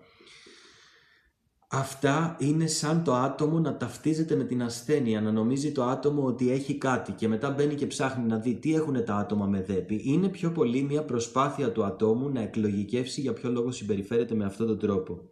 Αλλά δέπη, διάσπαση ελλειμματικής προσοχής και υπερκινητικότητα. Μέσα στον τίτλο της ίδιας της so-called ασθένειας υπάρχουν ακριβώς τα χαρακτηριστικά που πρέπει να μελετήσει ένα άτομο για να την απελευθερώσει. Για ποιο λόγο ένα άτομο διασπάει την ενέργειά του, γιατί έχει διάσπαση προσοχής, γιατί δεν μπορεί να εστιάσει σε ένα σημείο. Τι θα γινόταν αν εστίαζε σε ένα σημείο, τι φοβάται ότι θα συμβεί αν μάθει να συγκεντρώνεται. Υπερκινητικότητα. Με ποιο τρόπο εξυπηρετεί η υπερκινητικότητα ένα άτομο, το σύνδρομο του ανήσυχου ποδιού π.χ. Ένα άτομο χρησιμοποιεί αυτόν τον τρόπο σαν μηχανισμό για να χαλαρώσει το νευρικό του σύστημα. Η ίδια η ασθένεια, από το όνομα της ασθένειας, έχει ακριβώς αυτό που χρειάζεται να μελετήσει κάποιος για να τα βγάλει από τη ζωή του. Μύτη. Και εφαλιόμοι, γόνατα και πόδια. Η μύτη λοιπόν είναι ένα όργανο το οποίο παρότι βρίσκεται εδώ, είναι από τα παράδοξα όργανα του σώματός μας, επειδή σχετίζεται με μία αίσθηση, την όσφρηση, όπως επίσης και το στόμα και τα μάτια και τα αυτιά και η αφή, έχει να κάνει πάρα πολύ με το πρώτο ενεργειακό κέντρο, με την αίσθηση της ασφάλειας που έχει ένα άτομο. Όταν ένα άτομο σκαλίζει τη μύτη του, στην πραγματικότητα σκαλίζει τοξίνες. Θέλει να βγάλει τοξίνες από το σημείο αυτό. Όταν έχει κάποιος την επιθυμία να σκαλίσει τη μύτη του, είναι σαν να ερεθίζει αυτό το κομμάτι για να κάνει την ενέργεια να κυκλοφορήσει καλύτερα σε αυτό το σημείο. Σχετίζεται πάρα πολύ με τη σχέση μας με τη μανούλα μας και μάλιστα από ένα τραύμα το οποίο έχει δημιουργηθεί από μια ηλικία που δεν είχε νοημοσύνη το παιδί. Από τα πρώτα 2 χρόνια της ζωής του.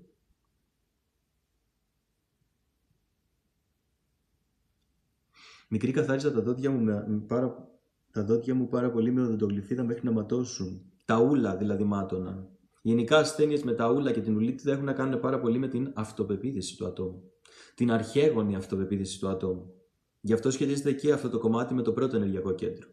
Τα κόκαλα, αν θέλετε έτσι μια πιο γενικευμένη γνώση, τα κόκαλα στο σώμα, όπως επίσης και τα δόντια, γιατί και τα δόντια κόκαλα είναι, σχετίζονται με την ασφάλεια. Το ίδιο το όργανο μας δίνει ακριβώς τι πρέπει να δουλέψουμε. Άρα συνεπώς και με το συναίσθημα του φόβου, γιατί ένας άνθρωπος αν φοβάται δεν νιώθει ασφάλεια.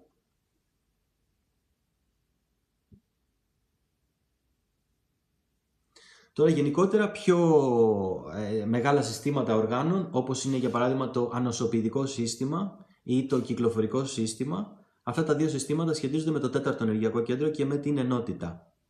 Με την ενότητα, την αγάπη, τη σύνδεση.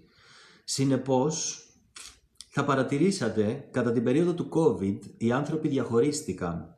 Η φύση του COVID, γιατί όπως σας είπα, μπορεί να χρειάζεται κάποια φυσική εκδήλωση, αλλά αν μελετήσει κάποιος την ασθένεια είναι by the book, δεν αποκλίνει ούτε λίγο. Αν θέλετε να ξέρετε λοιπόν, ο COVID, ο SARS-2, ο οποίος υπήρχε σε βιβλία πριν βγει σαν ιός, και καλό θα ήταν να το ψάξετε, για να σας το ριβήσει και λίγο, με τις πληροφορίες που λαμβάνετε όλα αυτά τα χρόνια. Ο COVID ήταν μια ασθένεια, ένας ιός, ο οποίος προσέβαλε το ανοσοποιητικό σύστημα. Το σύστημα του ατόμου δηλαδή, που όταν δεν λειτουργεί είναι επιρρεπής στις ασθένειες. Και την ίδια περίοδο που υπήρχε COVID, παρατηρήσαμε ότι πάρα πολλοί άνθρωποι που έφυγαν από τη ζωή, γιατί είχαν πάρα πολύ χαμηλό ανοσοποιητικό, ξαναλέω, παρότι δεν έφυγαν από COVID, στα νοσοκομεία γράφτηκε ότι έφυγαν από COVID. Θορυβηθείτε λίγο. Όταν το ανοσοποιητικό σύστημα υπολειτουργεί, το άτομο είναι ευάλωτο σε οποιοδήποτε απειλή. Κάτι το οποίο τους προγόνους μας, ας πούμε, θα τους σκότωνε τα πρώτα χρόνια της ζωής στη γη που δεν είχαν αντισώματα. Κάτι το οποίο θα σκότωναν το παιδί όταν θα έπαιζε με το χώμα, για παράδειγμα. Ένας άνθρωπος με χαμηλό ανοσοποιητικό αυτόματα γίνεται επιρρεπής σε ασθένειες τις οποίες ακόμα και αν έχει χτίσει αντισώματα όλα αυτά τα χρόνια, επειδή δεν έχει τα αιμοσφαίρια για να την καταπολεμήσει, του δημιουργούν πρόβλημα. Τόσο το αιμοπεταλείο και γενικότερα το αίμα. Το αίμα σχετίζεται με το κυκλοφορικό σύστημα, αλλά το αίμα είναι ο τρόπος που μεταφέρει το σώμα μας πληροφορίες. Αν δεν πηγαίνει αίμα σε ένα σημείο, δεν αιματώνεται ένα σημείο, δεν περνάει ενέργεια. Συνεπώς, όταν δεν έχουμε υψηλά αιμοπετάλια, όταν δεν έχουμε καλή ποσότητα αιμοπεταλίων, στην πραγματικότητα έχουμε πάρα πολύ χαμηλή εισρωή οξυγόνου. Θα ήταν πολύ σπουδαίο και σοφό κάποιος να μελετήσει για ποιο λόγο το άτομο θεωρεί ότι ο αέρας που υπάρχει στο περιβάλλον του είναι τοξικοποιημένος. Τοξικό περιβάλλον. Αν κάποιος συνδεθεί πάρα πολύ έντονα με τη διαίσθησή του, όπως είχα την τύχη και την ευλογία να βιώσω τα τελευταία χρόνια λόγω μάλλον της θεραπευτικής μου ιδιότητας και πολλών διαλογισμών και ούτω καθεξής, ας πούμε ότι έκανα πιο ευερέθιστο το τρίτο μου μάτι. Μου ήταν πάρα πολύ εύκολο να αντιληφθώ ενέργειες χωρίς να χρειάζομαι τα φυσικά μου μάτια για να τις δω. Όταν κάποιος πάει σε αυτό το επίπεδο, μπορεί να μυρίσει μέχρι και τη μυρωδιά που έχουν τα συναισθήματα. Συγκεκριμένα συναισθήματα έχουν συγκεκριμένη μυρωδιά. Το συναίσθημα της ντροπής μυρίζει διαφορετικά. Το συναίσθημα της ενοχής μυρίζει διαφορετικά. Και προφανώς αποκτάει ακόμα μια ικανότητα να μπορεί να καταλάβει τι συμβαίνει στο σώμα του ατόμου. Για παράδειγμα, οι μύκητες έχουν μια ότσινη μυρωδιά. Οι μύκητες σχετίζονται με το θέμα της ντροπής. Γιατί οι μύκητες, όπως είπαμε πριν, σχετίζονται με την αυτοαξία μας.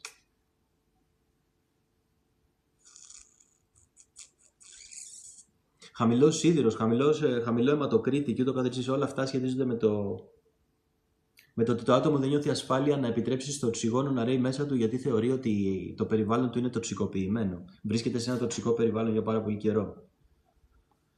Και λυπάμαι που θα το πω, αλλά τις περισσότερες φορές, αν το περιβάλλον μου είναι τοξικό, μάλλον εγώ είμαι το σκουπίδι.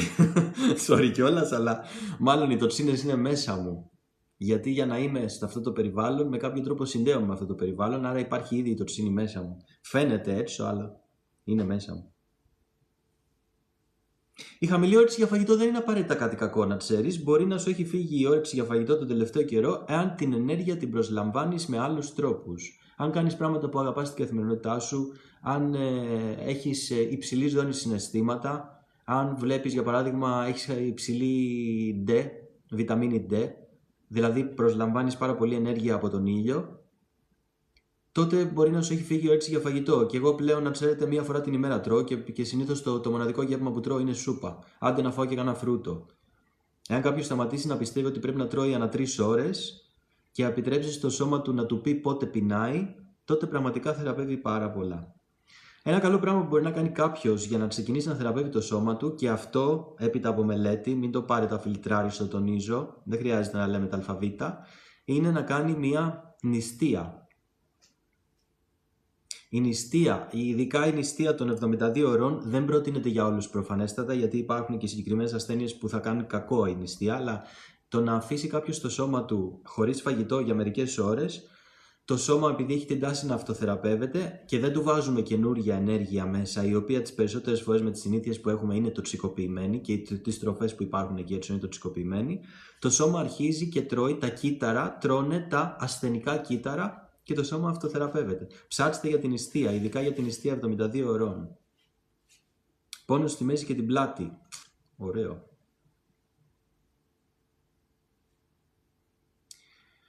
Αν είναι και τη μέση και την πλάτη, είναι τα βάρη που σηκώνεις. Μάλλον έχεις αναλάβει κάποιες ευθύνες, ή εσύ όποιος τα έχει, δεν ξέρω. Ίσως έχεις αναλάβει κάποιες ευθύνες οι οποίες δεν είναι δικές σου. Κουβαλάς ένα βάρος το οποίο δεν είναι δικό σου. Πιστεύω ότι τα συναισθήματα που ένιωθε η μητέρα κατά την περίοδο της κύησης, κατά την περίοδο της εγκυμοσύνης, σχετίζονται άμεσα με την ενέργεια που προσέλαβε το παιδί από την κοιλιά της μαμάς και από το γάλα αργότερα όταν βγήκε στη ζωή, και ένα μεγάλο μέρος των ασθενειών που διατηρεί ένα παιδί όταν γεννιέται με αυτές τις εμπειρίες, με εκδήλωση δηλαδή ασθένειας, προέρχεται από την εγκυμοσύνη.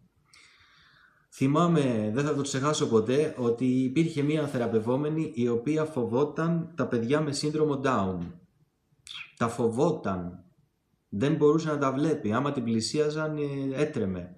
Κάναμε λοιπόν και άλλες τεχνικές, κάναμε και πολλούς οραματισμούς και διαλογισμό, αλλά πήγαμε πάρα πολύ βαθιά και συνειδητοποίησε και μετά μίλησε και με τη μανούλα της και βρήκαμε ότι όταν η μαμά της ήταν 3 μηνών και την είχε στην κοιλίτσα της, ήταν σε ένα ασανσέρ και ένα παιδάκι με σύνδρομο Down χτύπησε την κοιλιά της μαμάς, γιατί δεν μπορούσε να καταλάβει τι συμβαίνει, από χαρά προφανέστατα, χτύπησε την κοιλιά της μαμάς, οπότε το παιδί που γεννήθηκε, η γυναίκα αυτή δηλαδή που κάναμε θεραπεία, είχε φόβο για τα παιδιά με σύνδρομο Down. Καταλαβαίνετε τι αντίκτυπο έχουν οι εμπειρίες που βιώνει η μαμά. Γιατί περνάει καταγραφές. Η μαμά λέει: «Όπ, με χτύπησε παιδί με σύνδρομο Down. Τα παιδιά με σύνδρομο Down πρέπει να τα φοβάμαι». Αυτή η πληροφορία αποθηκεύεται.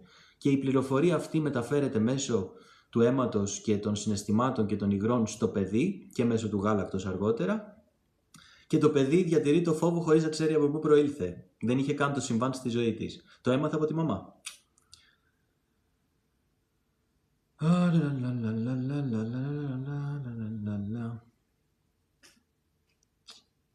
Το μίσος είναι ένα από τα πολύ δύσκολα συναισθηματάκια, το οποίο επειδή αν κάποιος αποφασίσει να το θεραπεύσει, θα πρέπει αυτόματα να αναλάβει και την ευθύνη της ζωής του και των συναισθημάτων του και το ότι έχει μίσος.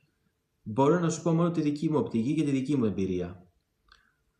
Όταν πριν από κάποια χρόνια πήγα σε ζών, ενώ ήθελα να ακολουθήσω ακριβώς αυτό που κάνω αυτή τη στιγμή και είχα προσπαθήσει για ένα διάστημα να το κάνω, αλλά σαν να με τραβούσε πίσω η ζωή, ξαναπήγα λοιπόν σε ζών. Μία μέρα εκεί πέρα που έκανα το διαλυματάκι μου, έκατσα και κοίταξα γύρω το τι συμβαίνει, έκατσα και κοίταξα γύρω εμένα λίγο τον εαυτό μου, πώς νιώθω εκείνη τη στιγμή, και τα λόγια που είπα είναι: για να έχω δημιουργήσει αυτή την εμπειρία και να βρίσκομαι εδώ αυτή τη στιγμή, πρέπει να με μισώ πάρα πολύ. Δηλαδή, όταν αγαπάς κάποιον, θέλεις το καλύτερο για αυτόν. Εάν εγώ δημιούργησα αυτές τις εμπειρίες, έστω και ασυνείδητα, πρέπει να υπάρχει πολύ μίσος μέσα μου. Και εκείνη ήταν η περίοδος που απελευθέρωσα το μίσος. Άρχισα να ρωτάω τον εαυτό μου: για ποιο λόγο μου αξίζει να με μισώ? Προφανέστατα, αν υπάρχει κάποιος άνθρωπος στη ζωή μας που νιώθουμε αυτό το συναίσθημα για εκείνον, που μας είναι, ξαναλέω, πολύ δύσκολο να το συνειδητοποιήσουμε, γιατί γενικά υπάρχουν πάρα πολλές ιδέες και ιστορίες πάνω στο συναίσθημα του μίσους. Αλλά μπορώ να σας πω ότι σαν παιδιά μπορεί να νιώθαμε μίσος για τους γονείς μας. Είχα βρει ότι υπήρχε μίσος για τη μητέρα μου συγκεκριμένα, και για να μπορέσω να συνδεθώ με τη μητέρα μου με ανιδιοτελή αγάπη, έπρεπε να το ονομάσω αυτό το μίσος, να το καταλάβω, να το θεραπεύσω, να το συγχωρήσω σε μένα και να προχωρήσω παρακάτω. Δηλαδή, ο δρόμος για την ανιδιοτελή αγάπη ήταν πρώτα να κοιτάξω ότι υπάρχει αυτό το μίσος. Αλλά είναι και πολύ δύσκολο να το καταλάβει κάποιος, γιατί δεν επιτρέπουμε στον εαυτό μας να το νιώσουμε. Τα συναισθήματα γενικά είναι αρκετά δύσκολα, γιατί τα έχουμε καταπιέσει πάρα πολλά χρόνια και δεν ξέρουμε τι είναι αυτό που νιώθουμε. Ναι, έτσι ξεκάθαρα. Το μωρό τα πήρε, ενέργεια διαβάζει το παιδί, δεν χρειάζεται να τα ακούσει.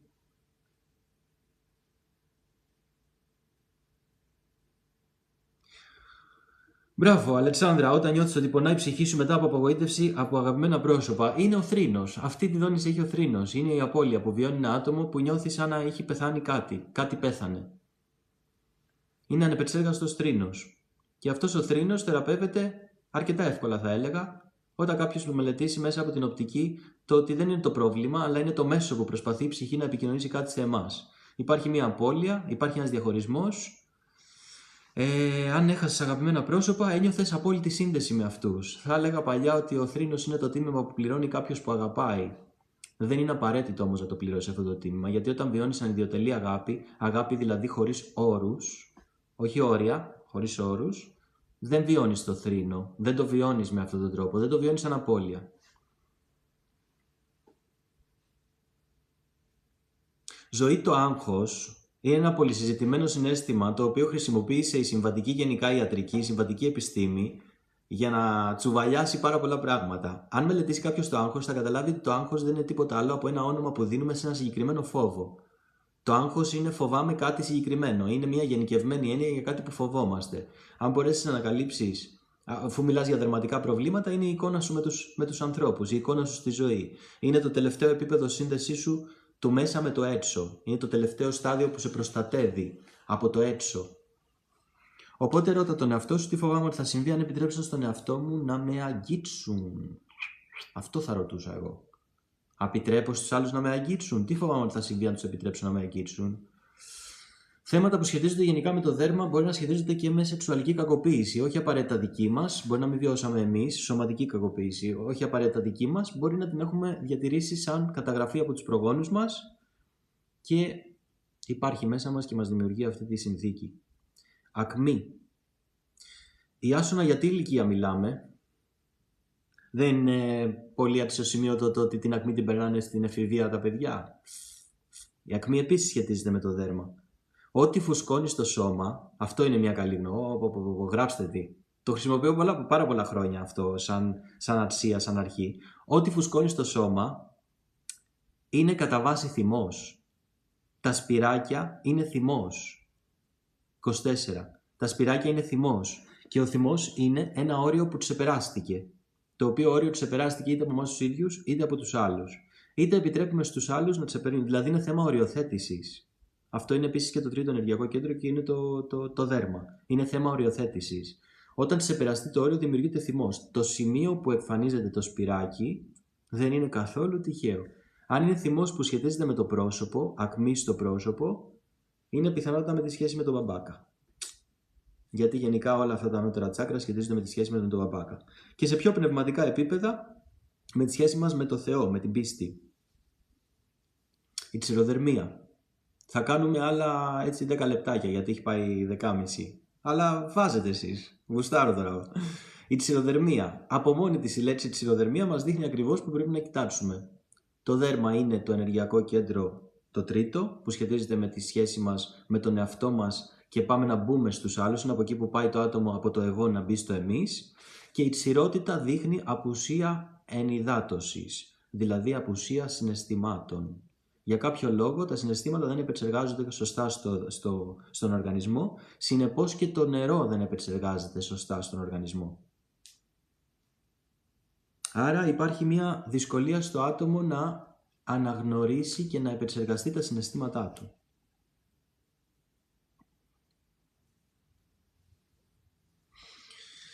Άρα φοβάσαι και απορρίπτεις τη βρωμιά και την τοξικότητα, το οποίο είναι πολύ ενδιαφέρον θέμα για συζήτηση, αλλά όχι για αυτό το live.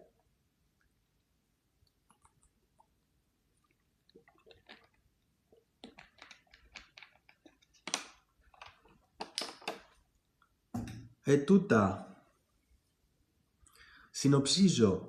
Τα δύο πιο σπουδαία πράγματα που θα ρωτούσα έναν άνθρωπο που διατηρεί μια ασθένεια, ακόμα και αν δεν είχα καμία γνώση από αυτές που έχω όλα αυτά τα χρόνια, θα ήταν τι συνέβαινε στη ζωή σου την περίοδο που εκδηλώθηκε η ασθένεια, περίπου 1 με 3 μήνες πριν. Maximum 3 μήνες πριν, δεν θέλει παραπάνω. Δηλαδή, κάποιος που βρίσκεται σε πολύ χαμηλό επίπεδο συνειδητότητας, έχει δηλαδή πάρα πολλά τραύματα και καταπιεσμένα συναισθήματα και το φίλτρο που βλέπει την πραγματικότητα είναι πάρα πολύ διαχωρισμένο, λερωμένο και γρατζουνισμένο.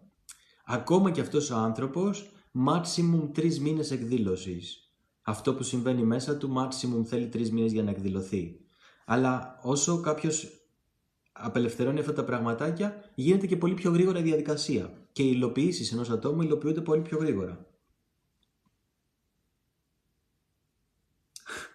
Γιάννη, είχα ένα θεραπευόμενο, ο οποίος είχε ακριβώς αυτό το ζήτημα. Έχει και ένα όνομα στη συμβατική ιατρική, δεν μπορώ να θυμηθώ πώς ακριβώς ονομάζεται. Αυτός ο ήχος που κάνουν όταν καθαρίζεις τα δόντια σου, αλλά γενικά το να σου δημιουργεί ενόχληση ένας ήχος, είναι κάτι το οποίο πρέπει να αρχικά να ψάξεις ποιο είναι το συναίσθημα που σου δημιουργεί. Όχι απλά η ενόχληση, αλλά όταν αυτός ο ήχος ενοχλεί τον άλλο. Αφού δεν ενοχλεί εσένα, δεν έχει να κάνει με σένα. Γιατί ασχολείσαι?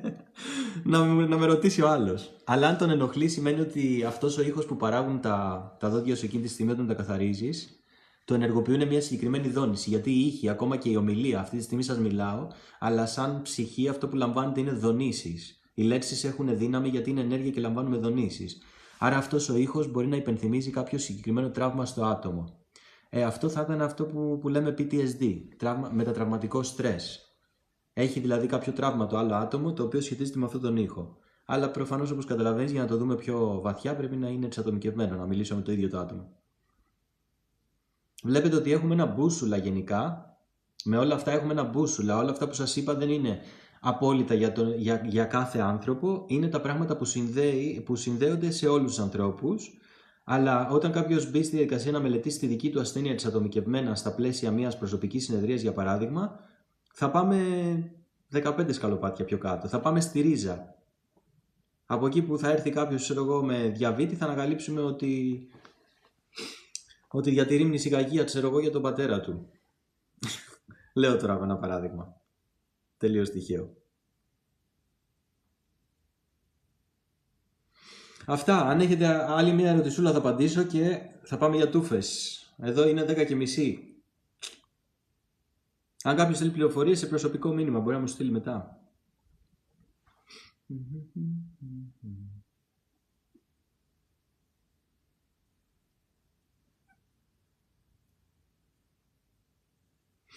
Γενικά τα όργανα ανήκουν σε μεγαλύτερες ομάδες οργάνων.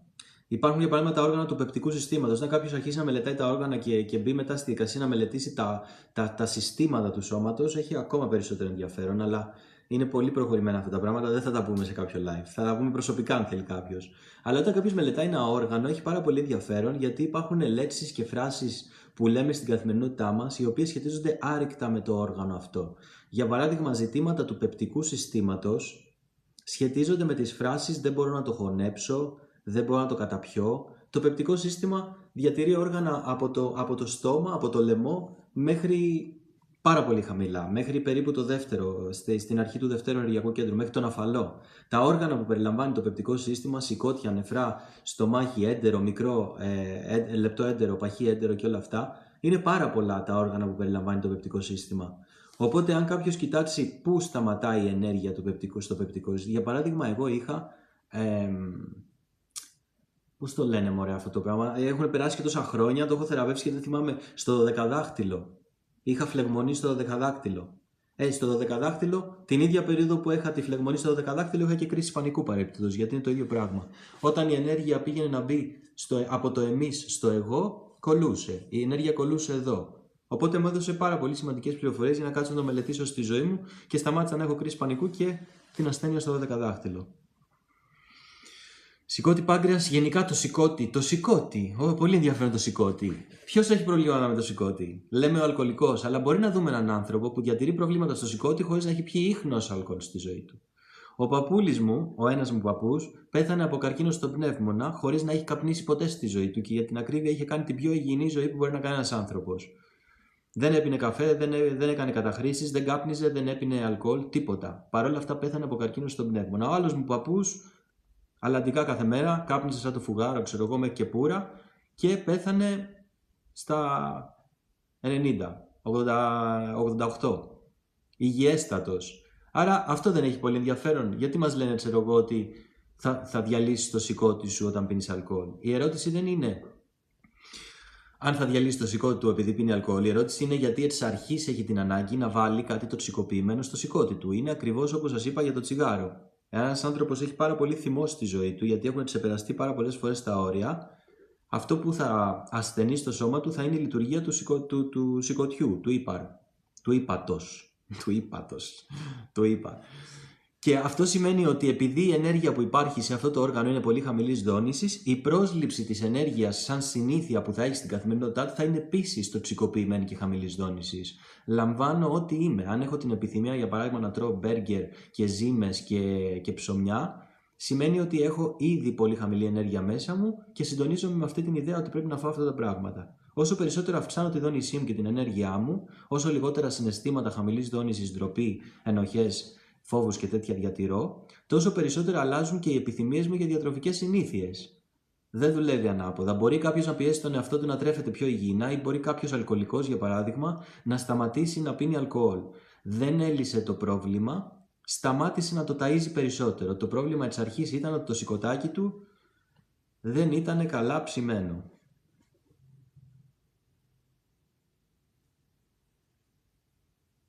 Από τα 12 είναι πολύ to the point ηλικία, Μαρίνα. Τα 12 είναι η πρώτη μας πνευματική επαφή, η πρώτη πνευματική σύνδεση. Πολλοί άνθρωποι ξεκινάνε την αφύπνισή τους στα 12 χρόνια εν αγνία τους.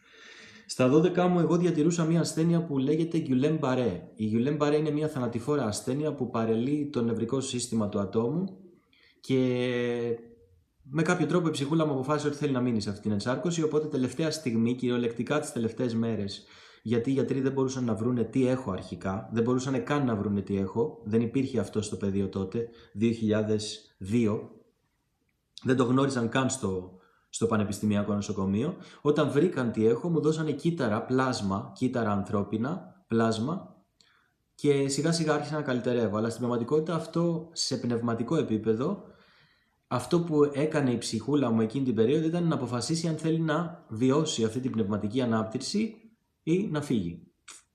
Και αποφάσισε να μείνει, ξέρω εγώ. Και στα 29 συνδέθηκα με την πνευματική αφύπνιση για πρώτη φορά μετά από πάρα πολλά χρόνια. Άρα, αν έχεις ένα θέμα από τα 12 και βρήκες την πηγή του προβλήματος, πολλοί άνθρωποι, να ξέρετε, χρησιμοποιούν την ασθένεια για να εξελιχθούν σε όλους τους τομείς της ζωής τους ή χρησιμοποιούν μια εξάρτηση. Δεν θα τη θεραπεύσουν μέχρι να πετύχουν το στόχο τους. Και αυτή είναι μια πολύ σημαντική ερώτηση. Πότε θα επιτρέψω στον εαυτό μου να θεραπευτεί? Ποιες είναι οι προϋποθέσεις που έχω θέσει στον εαυτό μου, ώστε αν συμβούν αυτά τα πράγματα και γίνουν αυτά τα πράγματα, εγώ θα θεραπευτώ? Γιατί και αυτή η ερώτηση έχει πάρα πολύ να διδάξει στο άτομο. Ο χρόνος έτσι κι αλλιώς είναι μπουρδα. Όχι. Εμείς είμαστε αποκομμένοι από την ψυχή και δεν καταλαβαίνουμε ότι έχουμε την ελεύθερη βούληση. Απλά εδώ στη γη παίζουμε αυτό το παιχνίδι της λύθης. Συνδεθήκαμε με τη γη, με το που γεννηθήκαμε, αποφασίσαμε να ξεχάσουμε, διαχωριστήκαμε ολοκληρωτικά από την πηγή, σχεδόν ολοκληρωτικά, όχι τελείως, γιατί αν διαχωριζόμασταν τελείως θα πεθαίναμε, και από τότε προσπαθούμε να ξαναενωθούμε με την πηγή. Όταν λέω πηγή, βάλτε ό,τι όνομα θέλετε. Αγάπη, εαυτός, Θεός, σύμπαν, υποατομικά σωματίδια, quarks, ό,τι θέλετε βάλετε σε αυτό. Οπότε η ασθένεια είναι ακόμα ένα είδος διαχωρισμού, είναι ακόμα μια διάσπαση της προσωπικότητας, είναι μια διάσπαση του εαυτού, μια μανιώδης προσπάθεια της ψυχής να βοηθήσει το άτομο να θυμηθεί και να ξανασυνδεθεί με τον εαυτό του. Έχουμε την ικανότητα να επιλέγουμε δηλαδή τη ζωή μας ενσυνείδητα, αλλά επειδή είμαστε αποκομμένοι και διαχωρισμένοι από την ψυχή μας, δεν τα καταφέρνουμε τις περισσότερες φορές. Αυτά. Ζουνάκια, ό,τι θέλετε, στείλτε μου προσωπικό μήνυμα. Υπενθυμίζω, τελευταία υπενθύμηση, γιατί την Κυριακή έχουμε ομαδική θεραπεία Theta Healing μέσω Zoom, μια κλειστή ομάδα. Οι θέσεις είναι πολύ περιορισμένες. Πιθανότατα θα αφήσω άλλα 2 άτομα να μπουν. Θέλω να κρατηθεί αρκετά μικρό το πεδίο. Θα κάνουμε ομαδική θεραπεία Theta Healing. Θα έχει την ικανότητα και την ευκαιρία ο καθένας να μιλήσει για 5-10 λεπτά αναλόγως των ατόμων που θα είμαστε, να μου αναλύσει τι ζήτημα βιώνει στη ζωή του, ποια υλοποίηση θέλει να πετύχει, τι θέλει να υλοποιήσει στη ζωή του, αν θέλει να θεραπεύσει κάτι. Και εγώ διαστητικά θα πάρω κάποια downloads, κάποιες ενσταλάσεις, κάποιες προτασούλες ωραίες και θα κάνουμε και πιθανότατα θα κάνουμε και κάποιο διαλογισμό, χωρίς να χρειάζεται να έχετε καμία γνώση προηγούμενη, ξέρω εγώ, πάνω σε αυτό. Οπότε αν κάποιος θέλει να συμμετέχει, θα το στείλω στην ομάδα την Κυριακή το μεσημέρι, η Σοφία, μία ώρα πριν το live. Θέλει κάποιος να λάβει θεραπεία από ένα πεδίο ομαδικό, θα είναι σαν να λαμβάνει θεραπεία σε όλους τους τομείς της ζωής του. Γιατί αναλόγως των ατόμων που θα είμαστε εκεί, θα λάβουμε και σε διαφορετικούς τομείς της ζωής μας. Δεν νομίζω τώρα όλοι να έχετε θέμα με τη συντροφικότητα, ή δεν νομίζω όλοι να θέλετε να έχετε θέμα με τα χρήματα ή με τη δουλειά ή με το σώμα σας. Οπότε, αναλόγως του πεδίου, θα πάρουμε και σε πάρα πολλούς τομείς θεραπεία, η οποία είναι πάρα πολύ δυνατή. Οι ομαδικές θεραπείες είναι mind-blowing, η ενέργεια είναι τρομερή. Ναι, μέχρι αυτή τη βδομάδα κάναμε live καθημερινά για 15 μέρες ασταμάτητα. Από την ερχόμενη εβδομάδα θα κάνουμε 2 live τη βδομάδα, γιατί δημιουργώ κάποια online σεμινάρια, οπότε χρειάζομαι λίγο παραπάνω χρόνο για να τα κάνω αυτά. Αν θέλετε και εγώ σας ευχαριστώ που ήσασταν παρόντες και παρούσες. Αν θέλετε κάποιο συγκεκριμένο ζήτημα να το δείτε σε ένα συγκεκριμένο live, να το αναλύσουμε, στείλτε μου και αν δω ότι είναι προς συζήτηση, μπορούμε να περάσουμε σε αυτό.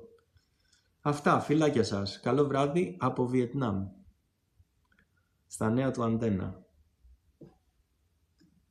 Γεια σου Γιάννη, και εγώ ευχαριστώ. Και χάρηκα που γνώρισα τα καινούργια άτομα.